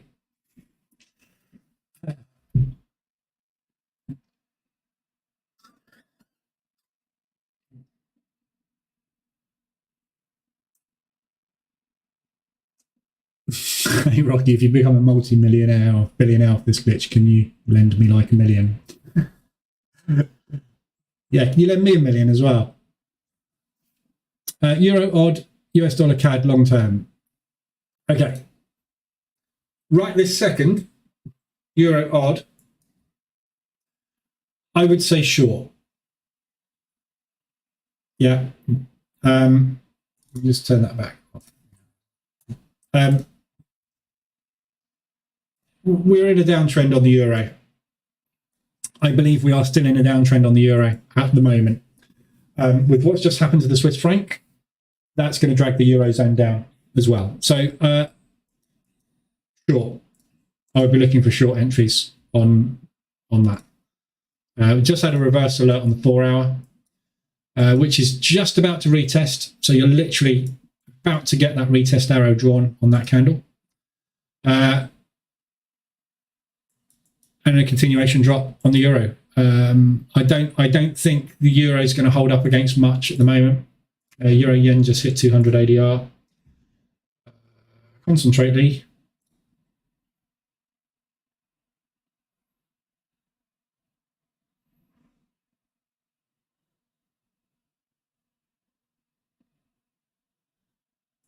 Closing that at 1.5.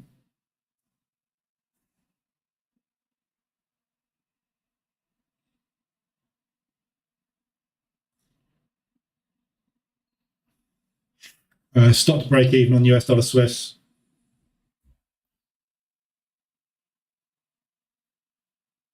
Might get stopped out on that on a pullback, but we'll see.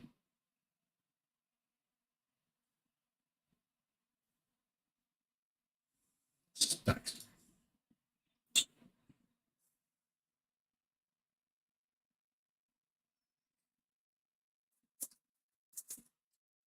Yeah, so I don't think the euro is going to hold up still. This dashboard. I'm just going to shut the dash down, I think, for a minute. I'm keeping an eye on that DAX as well.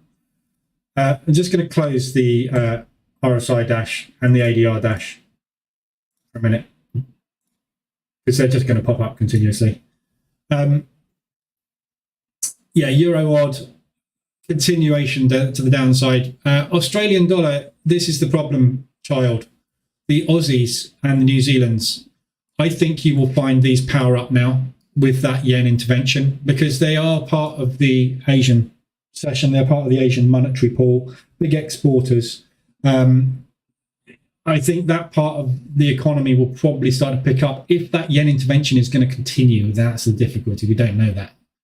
But if we get some strength coming through on those, which we're seeing at the moment, obviously the euro is going to come down. So I would go short on those two. US dollar CAD, I would say long until the yen just pulled the rug out from underneath the US dollar. But this is what I'm looking for, a pullback to get long. So I'm looking to long this, but today, no. Long term, yeah. The US dollar CAD is very much like the Aussie dollar, New Zealand dollar, in the fact that the US dollar is the big brother to the Canadian dollar. And same as the Aussie, New Zealand, the Aussie is the big brother to the New Zealand dollar. So you tend to get those. And the Euro Swiss, you know, the Swissy has always been the big brother to the Euro. So you tend to get these guys trending, and US dollar CAD is the same. What happens to the US dollar tends to happen to the CAD. Therefore, you get a lot of sideways action. But when you get positive CAD movement, US dollar movement, that goes up. The Canadian dollar is temporarily strong, usually off of oil pricing. And that is very dependent on obviously what happens with oil, which at the moment is coming down, pushing up there this morning. So yeah, US dollar CAD longs, obviously forget this week. As I say, just forget this week. Scalp to your heart's content this week, but I wouldn't go into any new positions. Stopped out on DAX. Cancel that pending.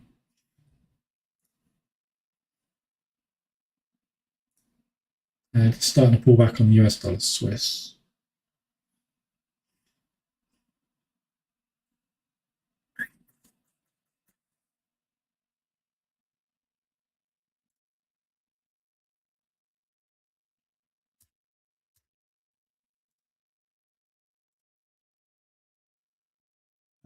Might try and get a runner on that. I'm going to add a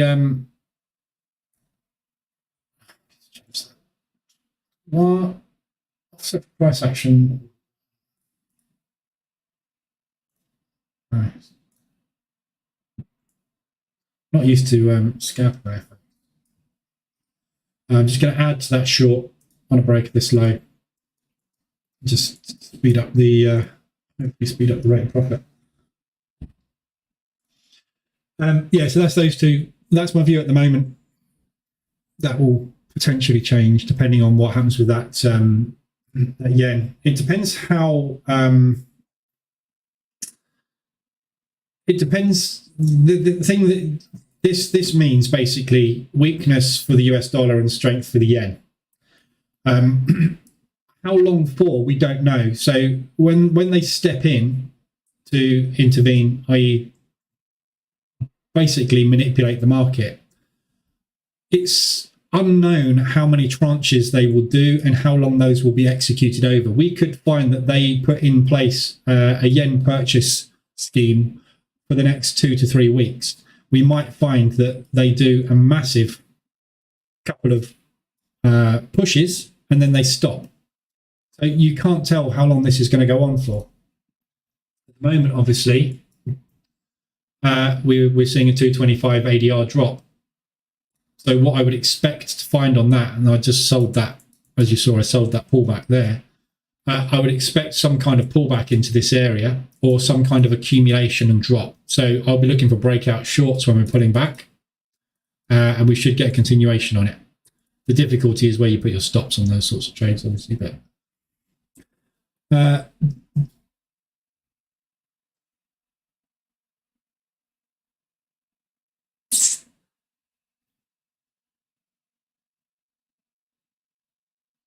Christmas tree 2020 dash throwback. Good times. What? I have no idea what that means, Sammy. So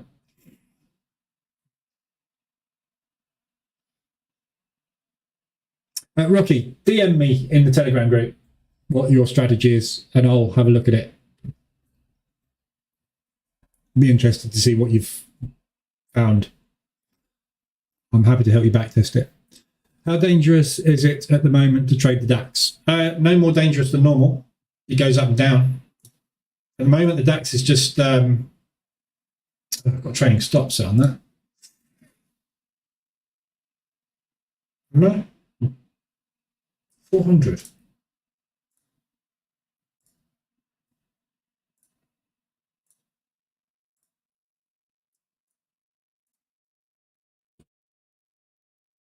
Oh, that's a sorry. I was looking at it. Why is that stop move down? It hasn't. That's the stop position. Pick up. How dangerous is a trade the DAX? No more different than normal. Looking for shorts, basically. I'm just looking to short it. I'm looking for signs of weakness when we push up. During Christmas of 2020, the dash lighted up like a Christmas tree. Oh, the dashboards, yes. A lot of ADR and RSI hits, yeah. I should have held that yen. Look.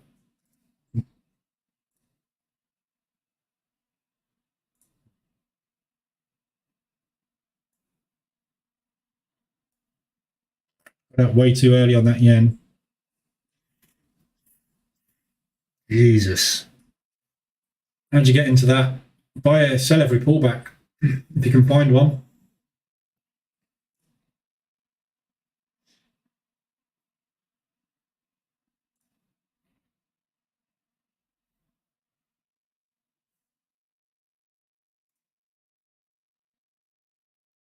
ADR just about to be hit on the DAX.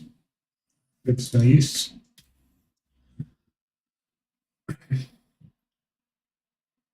Should have stayed long that gap fill and never got out. Hindsight, what a wonderful thing.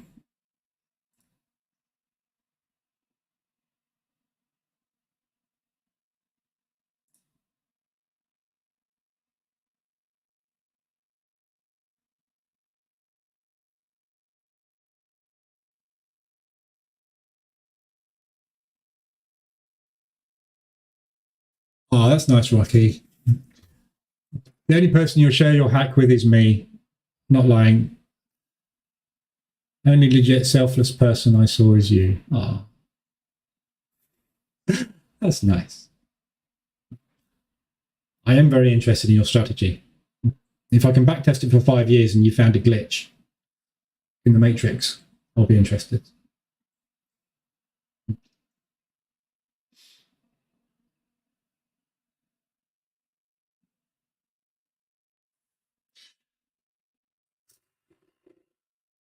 Look at this yen.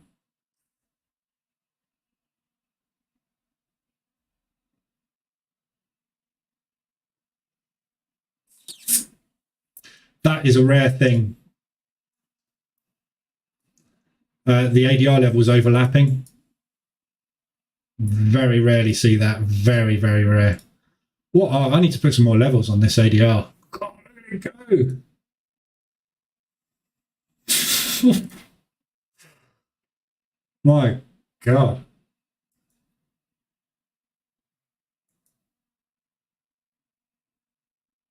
Oh, to have a short on the yen this morning and have gone for a walk with the dog, you would be paying your mortgage off. Nuts. Right, come on, US dollar. You can just reciprocate as well. That'd be lovely. I'm not sure how you're getting to this thing today. Every pullback potentially is a push. There's going to be a lot of accounts blown today.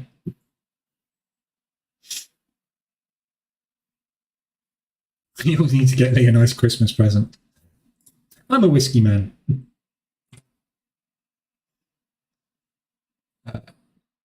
Should have held that. Literally just said that on Euro US dollar. Yeah. Nuts.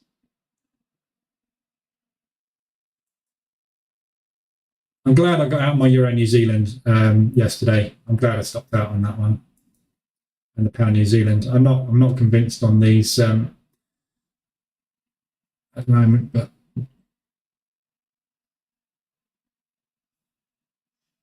Sammy, wait, what? Just Diamond was stuck in an EJ short. No, I think he's out of the. I think he got out of the yens. A single bought. Oh yeah, the most expensive. Jesus. I would not try to mean revert this today if you were thinking of it. Excuse me.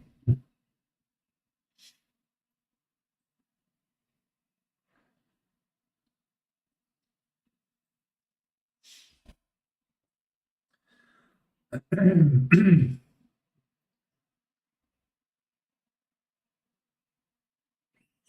don't think I've actually made any money this morning. $1,300 down. No.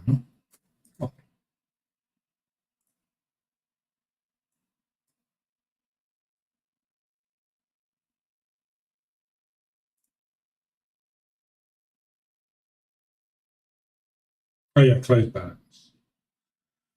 Yeah, my Aussie yen and New Zealand dollar yen long to the weekly highs are not currently playing out that way.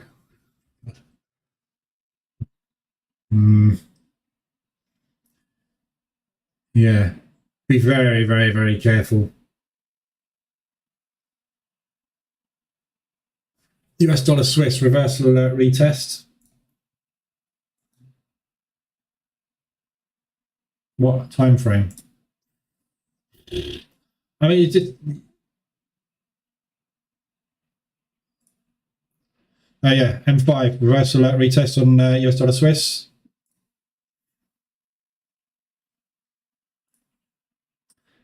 So yeah, just retested there. That's looking short. I'm already in it. I'm going to be in it to win it. I'm just going to add one. Hoping we get a little pop here. So looking for a quick, swift move to gather that order up. Then I'd be happy for a pullback. But equally, obviously, just a nice big one like that again would be lovely. That'll be out.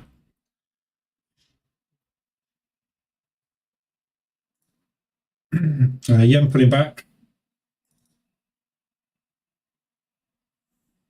I mean, literally, these. If you look at that candle there, that pullback you had was 100 pips.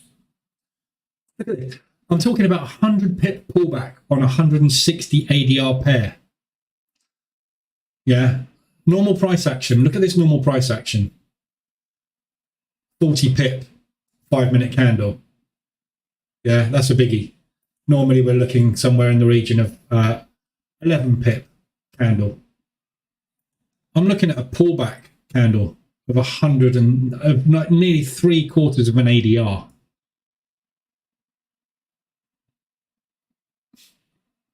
Nuts, absolutely nuts. Normal price action, news, collapse.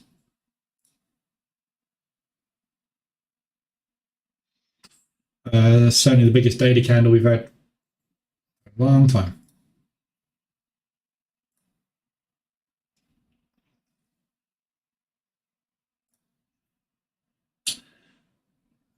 Didn't quite get into that position. Didn't quite get the pop either there. Starting to slow down a little bit. Chart's looking like the candle to the moon. Candle down below the earth gift. Yeah. It's going to be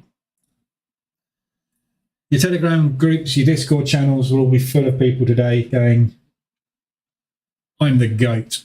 Look at my short on the yen. Look at my long on the Swiss. Look at the fluke you just got. Nice when you get them. How many times have you seen me news trade and get stung as well? Swiss yen springs to mind from 2 weeks ago.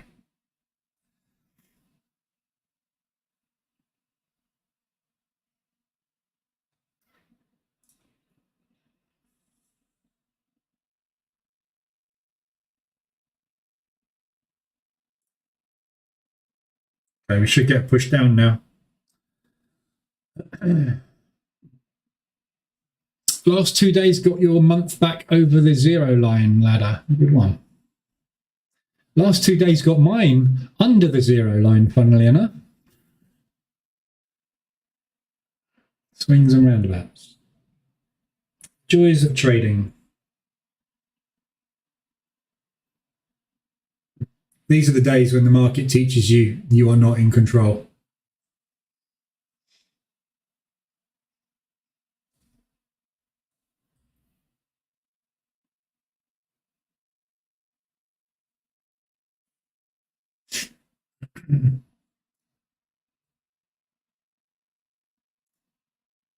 Bearish engulfing on the DAX.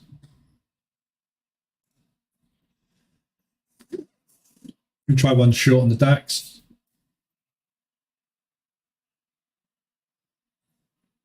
We'll see if we get a yen push. If this US dollar is stalling out, I'm not sure the yen is going to stall out down here, but oh my God. What are we? I can't even measure it. 522 pips on a 160.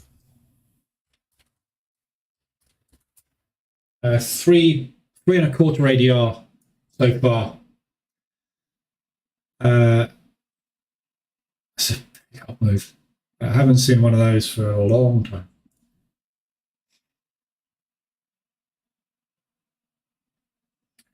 US dollar Swiss. I'm just putting my stop down into that propulsion gap, just above those highs. Actually,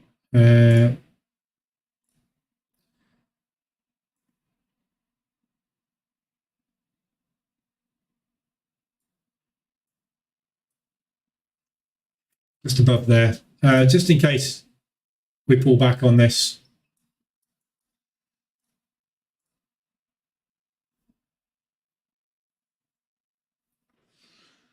Was lucky on the right side of the moves. Yeah, good. One thing you learn in this industry, no matter what anybody says, 25% of your portfolio wins is going to be luck. Yeah. There's, when you flip a coin, like this morning, people woke up and went, "Oh, we just got a double bottom here. I'll stick a limit order there." Yeah, they went off, made a cup of tea, came back and went, "Jesus Christ, I've just doubled my account." That's not a trader. That's not a good trader. That's lucky. You take that luck and you run with it, because you're going to find from your P&L, as I'm sure you're aware if you've been in here for a while, I have days where I make 2, 3, 4, 5% a day. I have other days where I make 0.5% a day, other days where I lose 0.5% a day. But the days that those once or twice a week, month, that you have those 5% days, if you're looking for a 10 to 15% return a month, you only need 3 days a month. Yeah, if the rest of your days are a scratch or you just scrape 0.5%, those 3 days are going to make your month. And they're luck. Yeah, the ADR moves, and this is why I keep saying ADR is so important. The ADR moves, the ADR extensions is what you're waiting for. Those ADR moves, if you're in the right place at the right time on an ADR move, you're done. And you just got to sit there and wait for the ADRs to hit. And that's the difficulty. I've got 2% on the table. What's my target? 22%.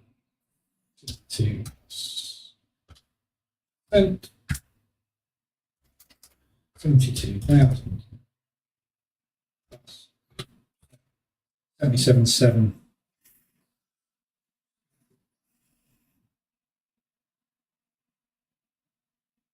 Three, 6. I'm on 72 minus 72,569. 72,569 is 5,591. 5,200 I need. There's 3,3.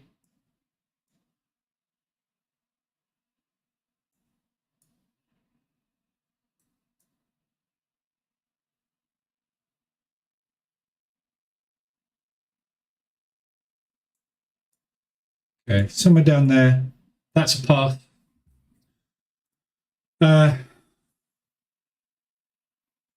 That's running as well.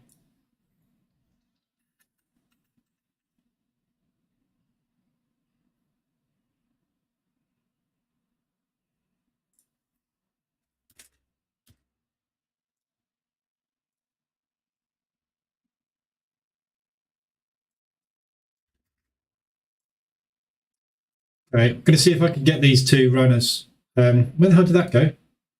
Oops, got a 0 on that. Okay.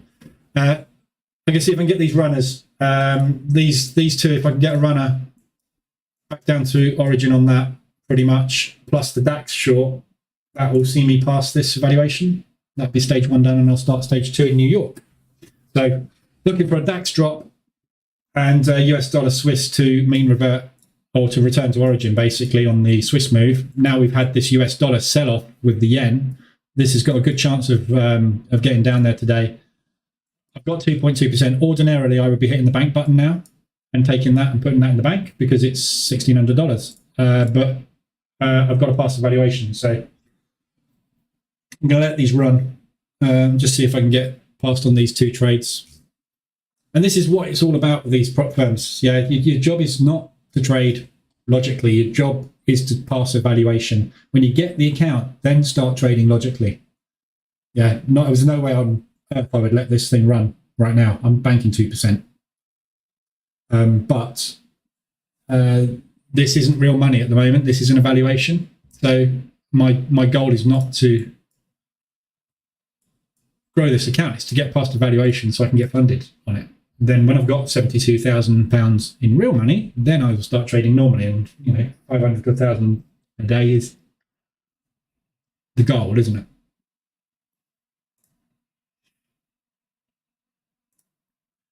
We'll see. Do I break even stop them? I might break even stop them. I'm going to break even stop them. So just break even on both of those. There's no point in taking a loss on it. I'm going to go for the run or live to fight another day, basically. But I'm $500 down on the day so far, I think. 72.5. I started at 73 this morning. Why does that say 13?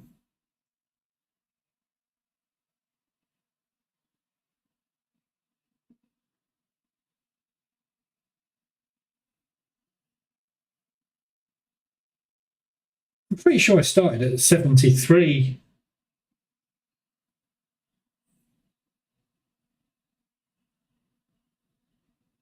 This morning. I don't know. Shauk. Sorry, I've missed them not reading the comments. Swiss was very, very overextended, especially expecting a pullback on the Swiss. Yeah.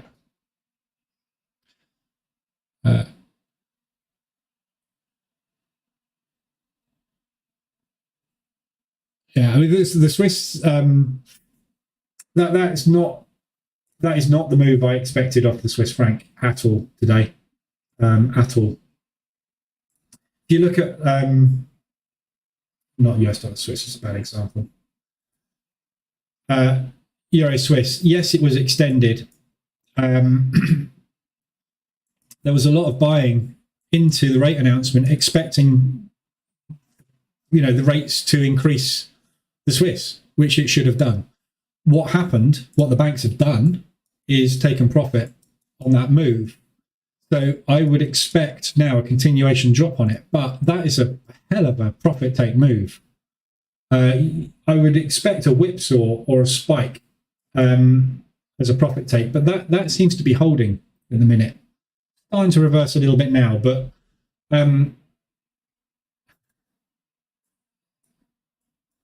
last 2 days worth of Australian dollar shorts. Banks, we got it.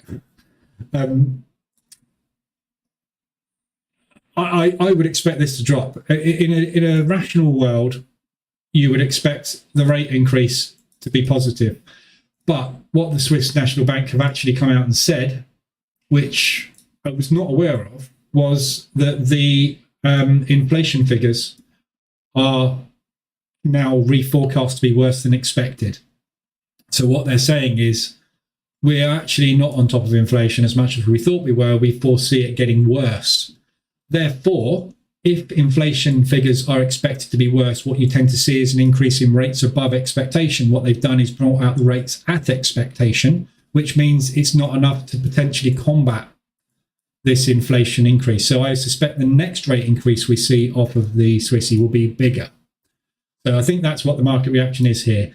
I don't necessarily think that it's going to be negative Swissy. It's not going to be positive Swissy, but the Swiss National Bank, a lot of money moves through the SNB, through hedges and through the banking system. So they are always making money. So it's hard to keep the Swiss franc down. And it moves in fits and spurts a lot. So I do think potentially this whole thing could fade. And I think at the moment the US dollar is possibly the vehicle of choice, considering that the yen has just pulled the rug out from under the US dollar. But whether or not I can get that run, or whether it's going to come back before it gets that run, I don't know. That's not up to me. All channels flooded with funny moon gifs. Yeah, there'll be rockets and moons all over all channels. To the moon! And it'll all collapse and everyone will go, oh. I like these volatile days. Good experience trading stuff like this. Not something you can do every day, but come on, US dollar Swiss. DAX is pulling back as well. Little.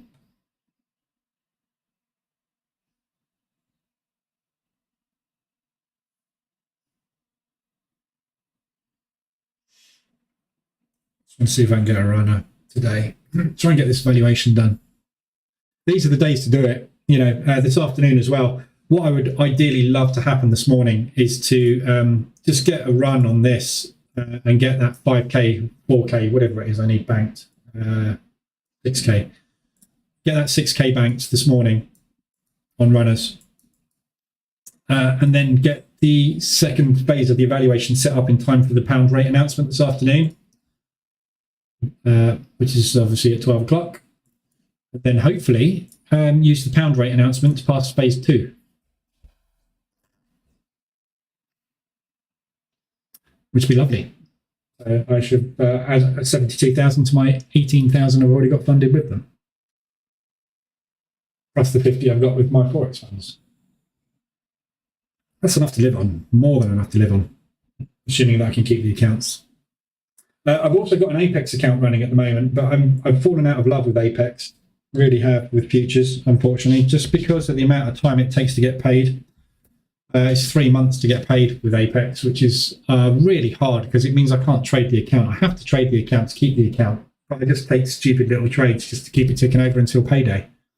So I think index CFD trading is actually a lot better than futures at the moment, just because the firms out there, Top Step's probably the best one to get funded with, but it's a lot more difficult to get funded with Top Step. So swings and roundabouts, as always is whatever one hand is giving you, the other hand is attempting to take it away all the time, isn't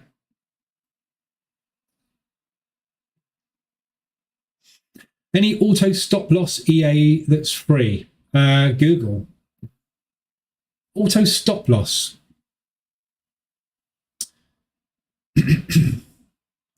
If you've got this EA, I mean, this has that facility. The Price Action Toolkit does that, Sammy. So you can have, I've got an exit strategy set to 8%. So when I hit 8%, it's going to get me out of the positions. It's got a daily as well. So I've got a daily target set to true at 8.5%. So if I hit 8.5% on the day, as a total, so this one here is based on this magic number, the magic number running on this pair. So this is, I want to hit that on this one instrument. The one down the bottom is on your account. Yeah.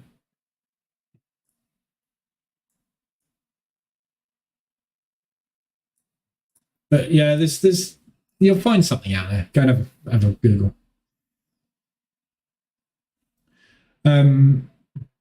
You just want an EA that monitors all trades, basically, monitors your account. So the 0.5 rate for the Swiss is not enough there for the sell-off now in the Swissy based on the inflation expectations. I suspect,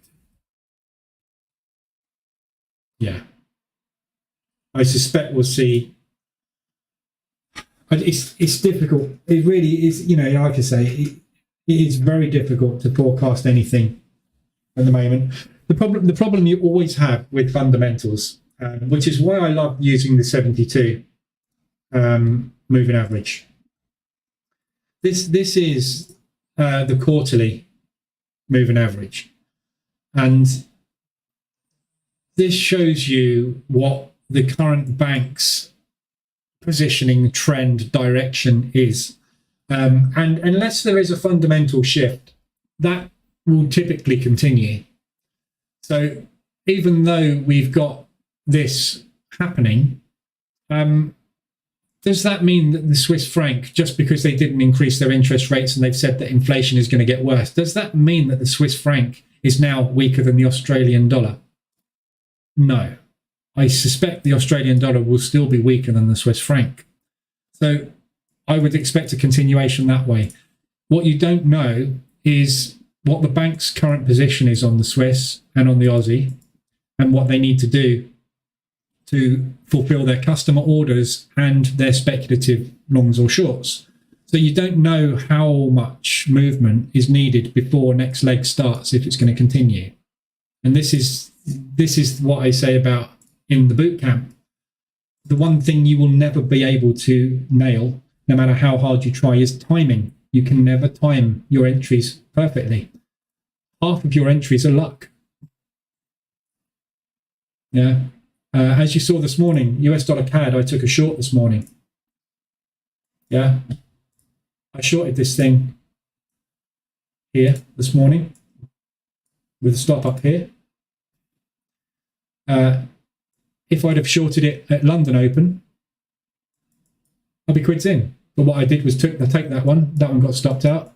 That one worked an absolute dream. Timing.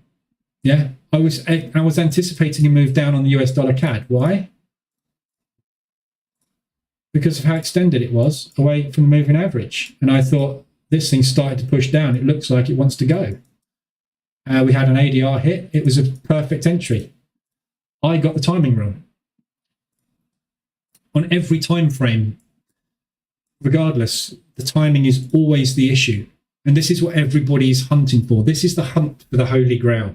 The Holy Grail is the indicator that times those entries perfectly and gives you that 80% strike rate. It does not exist. You can't time this because it's random.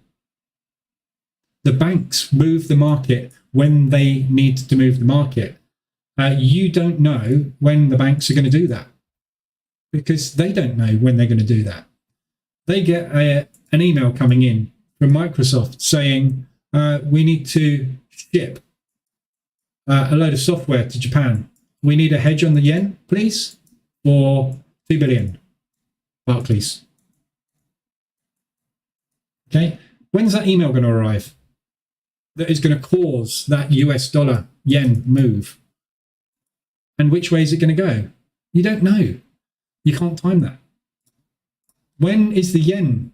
When's Japan going to step in with monetary policy change? This morning. I've been talking about, how long have I been talking about this?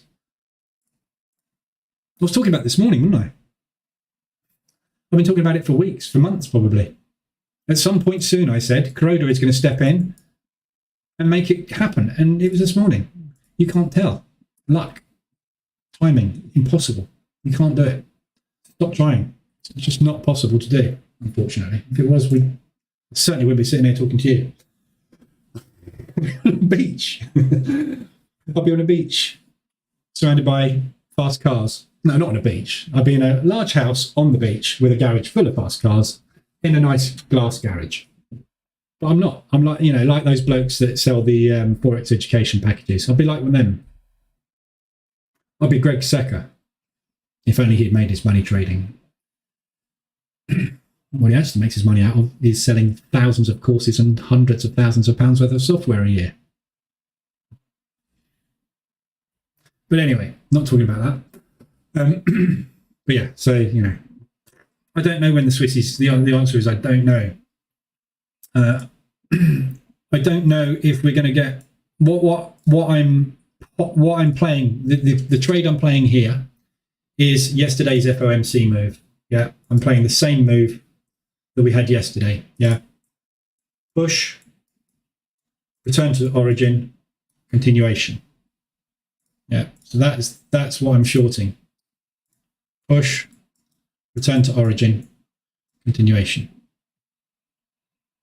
However, the US dollar has just changed strength based on what the yen has just done. So that may turn into the opposite today. I don't know.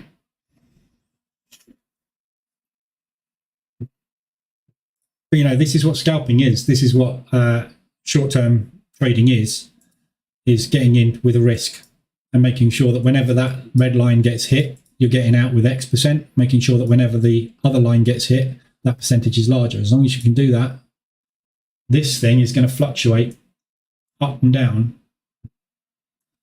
As long as it does that, that's it. That's all you've got to worry about. But you can't time when those bits are going to happen, unfortunately. You saw me yesterday. I took an 8% loss yesterday morning. Made it back in the afternoon. I made 6.5% back in the afternoon. But if I hadn't taken those in the morning and I just made 6.5% in the afternoon, it's a different story, my P&L, wouldn't it? I couldn't time when it was going to happen, though. I didn't. What I thought was going to happen happened. It just happened the session after. Anyway, we all know we can't time the market. Sorry, what funded account did you have besides Apex? Right, yeah. So this is E8. Kind of gives it away. Look up there. You wouldn't know that, but .E8. So this is a prop firm called E8 Funding.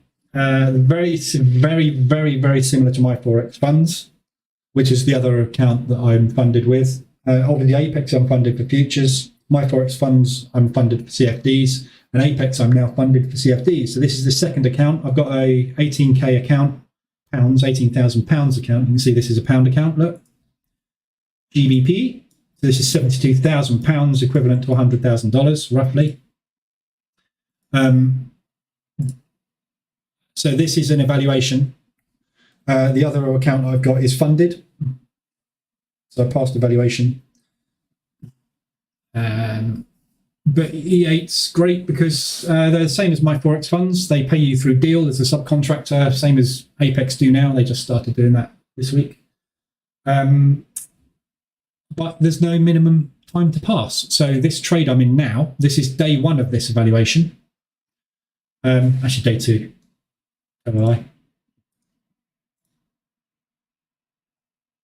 Deposit was made 21st, yesterday.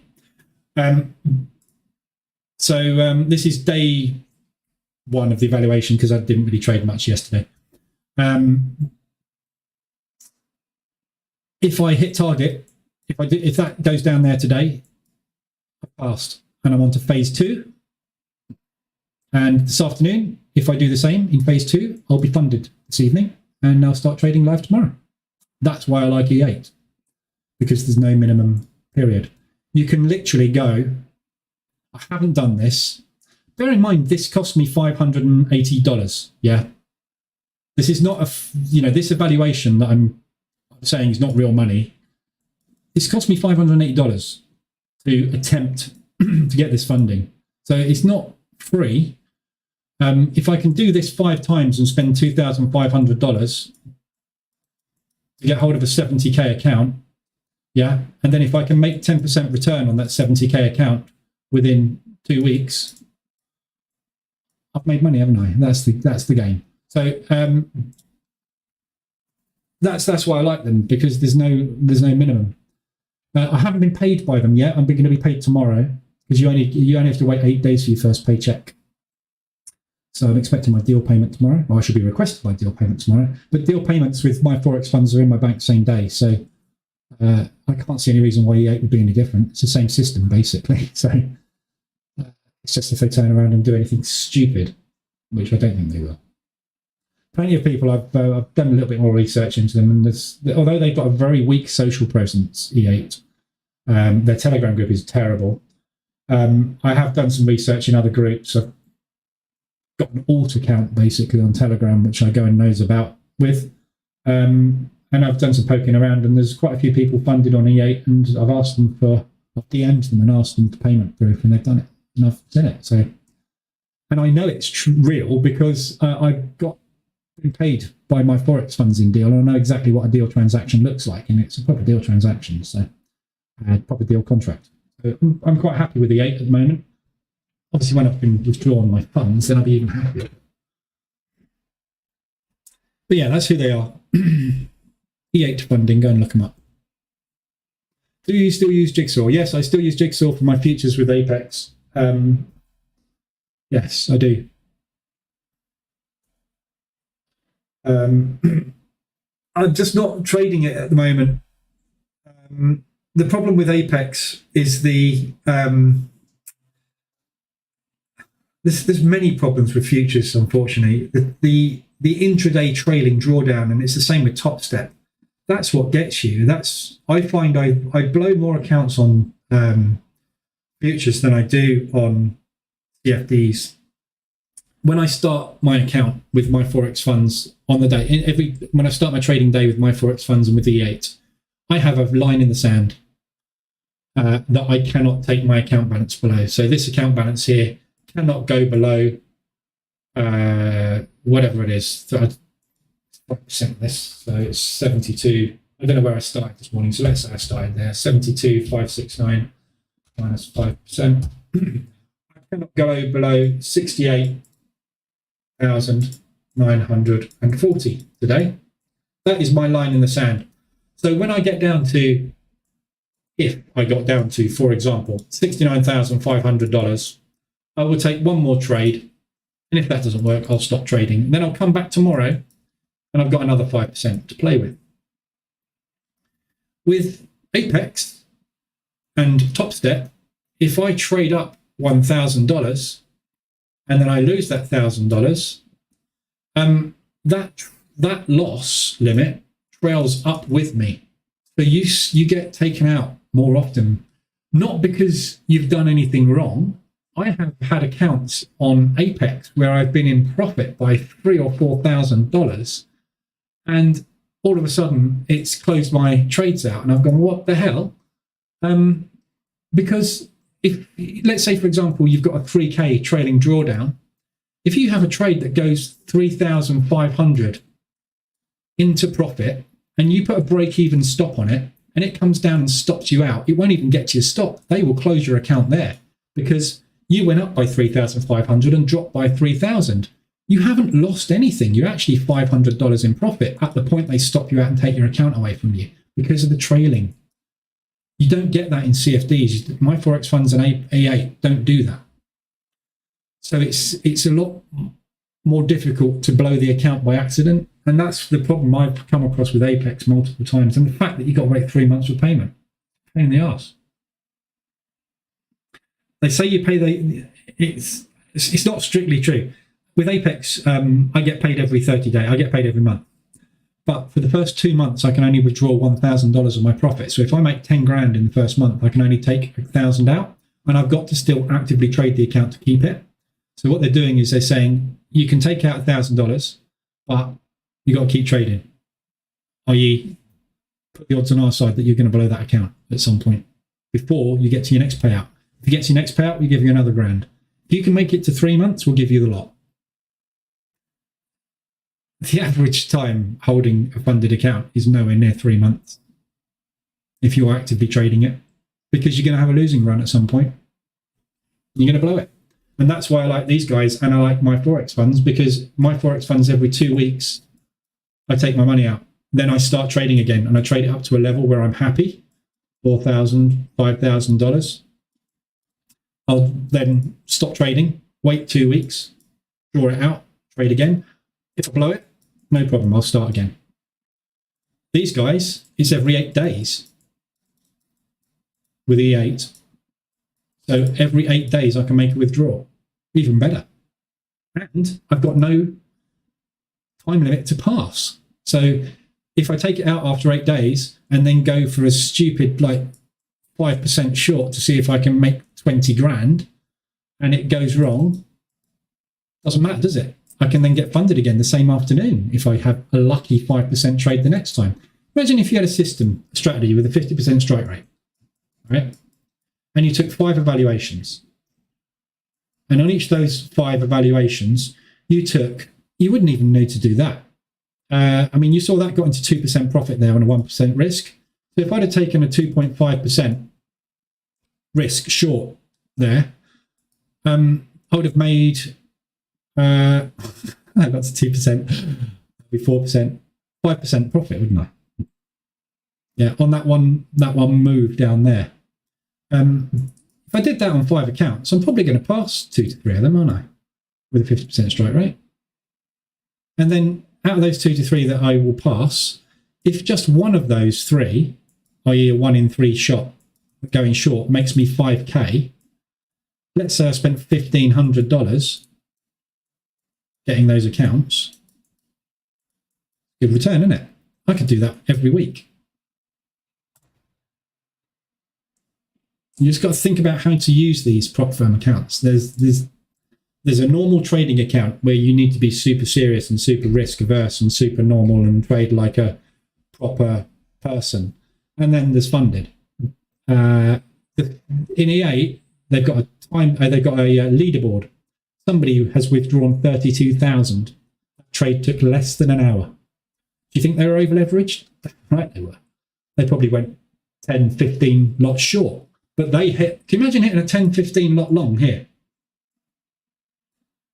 Going to make a cup of tea, chatting to your wife, coming back 20 minutes later and finding yourself up there. That's your mortgage. Seriously, 100% risk. I'll put the lot on, 3,500 stop. Let's say we put, so I've got £3,500 drawdown. Let's say I got in on a bullish engulfing above that candle with a 3,500 at 253. 1,284. So that's a 10 to 1 risk reward, pretty much. No, it's not. It's 5 to 1 risk reward. 3,500 times 5. That's £17,500 on one trade. Nice, isn't it? I'm not getting very far with these. The DAX has stalled. I missed my add in as well. The DAX should have added to this there.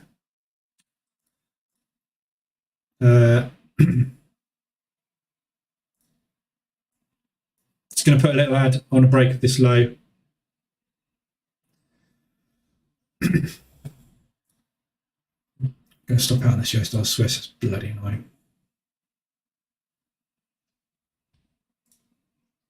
US dollar yen pullback is kind of slowing.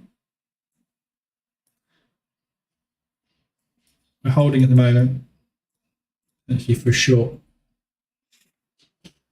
Right, I'm going to leave it there today, guys. I think the fun's over now. So 12 o'clock. I'll come on. I'll tell you what we do. We'll do another live room at 12. I'll come on again this afternoon and we'll see if we can find some scalping opportunities. Excuse me, on the pound this afternoon at 12 o'clock.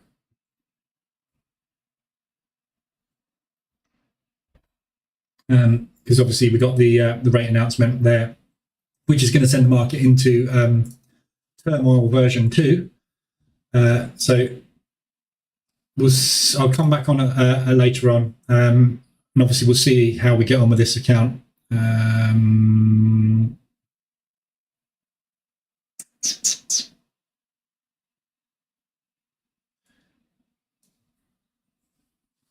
This morning, but that US dollar Swiss is virtually on stop out. So what I'll do, actually, might as well go for the home run. I'm just going to add one more position on a break of that low. So looking for basically that kind of movement again, back down from there. If that holds, I'm either going to stop out a break even on this one, or we are just basically in the flag pullback for that move. So that is going to be a pass this morning, or it's just going to stop out and I'm just going to have to carry on trading. Thank you. Trust you will make the funding today. Yeah. It's not up to me. It's up to them. Them that move the market. At the moment, it looks like we might pull back into this propulsion gap. Unfortunately, but we'll see. If we get a nice bearish move here, we might start another selling frenzy coming in. Yeah, I'm not going to lose anything anyway. It's just going to break even. You know, like I said, down there, that was 2.2%. On a normal day, on a normal account, I would have taken that and put it in the bank. But with this speed of this movement today, you know, there's a good possibility of getting a runner today on something. So I'm just trying to find it, just to get past fast. Really, I want to get on stage 2. I'd love to get this funded today, but lovely. But we'll see. All right, guys, I'll leave it there. I'll be back at 12 o'clock. So I'll come on at 11:50, 10 minutes before, and we will see what happens with the pound this afternoon. And there'll be a good chance to scalp some volatility on the pound. Might look at doing a straddle trade this afternoon, depending on how this morning's gone. If I can straddle trade the pound, I might be able to get a couple of grand out of it. We'll see. I'm not trading the funded account at the moment with EA. I'm just leaving that as it is because I want to withdraw it. I don't want to run the risk of doing something stupid. So I'm going to leave that for the minute. I'm just going to trade this one because this is obviously in evaluation. I've got plenty of drawdown availability on this. I've got 3.5 grand available to me to draw down on. So I'm not too precious about it at the moment, but obviously it would be nice if we can get that move down started today. We seem to have inverse correlation at the moment on the US dollar Swiss and DAX. Which is annoying. Which does mean that one of them should work. It just means that I'm not actually loaded enough on DAX. But anyway. All right. So yeah, I will be back at 11:50, and then we'll have a look at the rates. I'll put a note in the Telegram group to that effect as well, so you know I'm coming on. And hopefully have a good day and make some money out of these pullbacks and retracements. Fingers crossed, we'll get these continuing to move all day today. Should be a good day. All right, have a good one. We'll see you 11:50 if you're free. If not, I'll be back tomorrow morning, 7:50, same time. And come in the Telegram group if you need anything. I shall be in there. All right, guys, have a good one.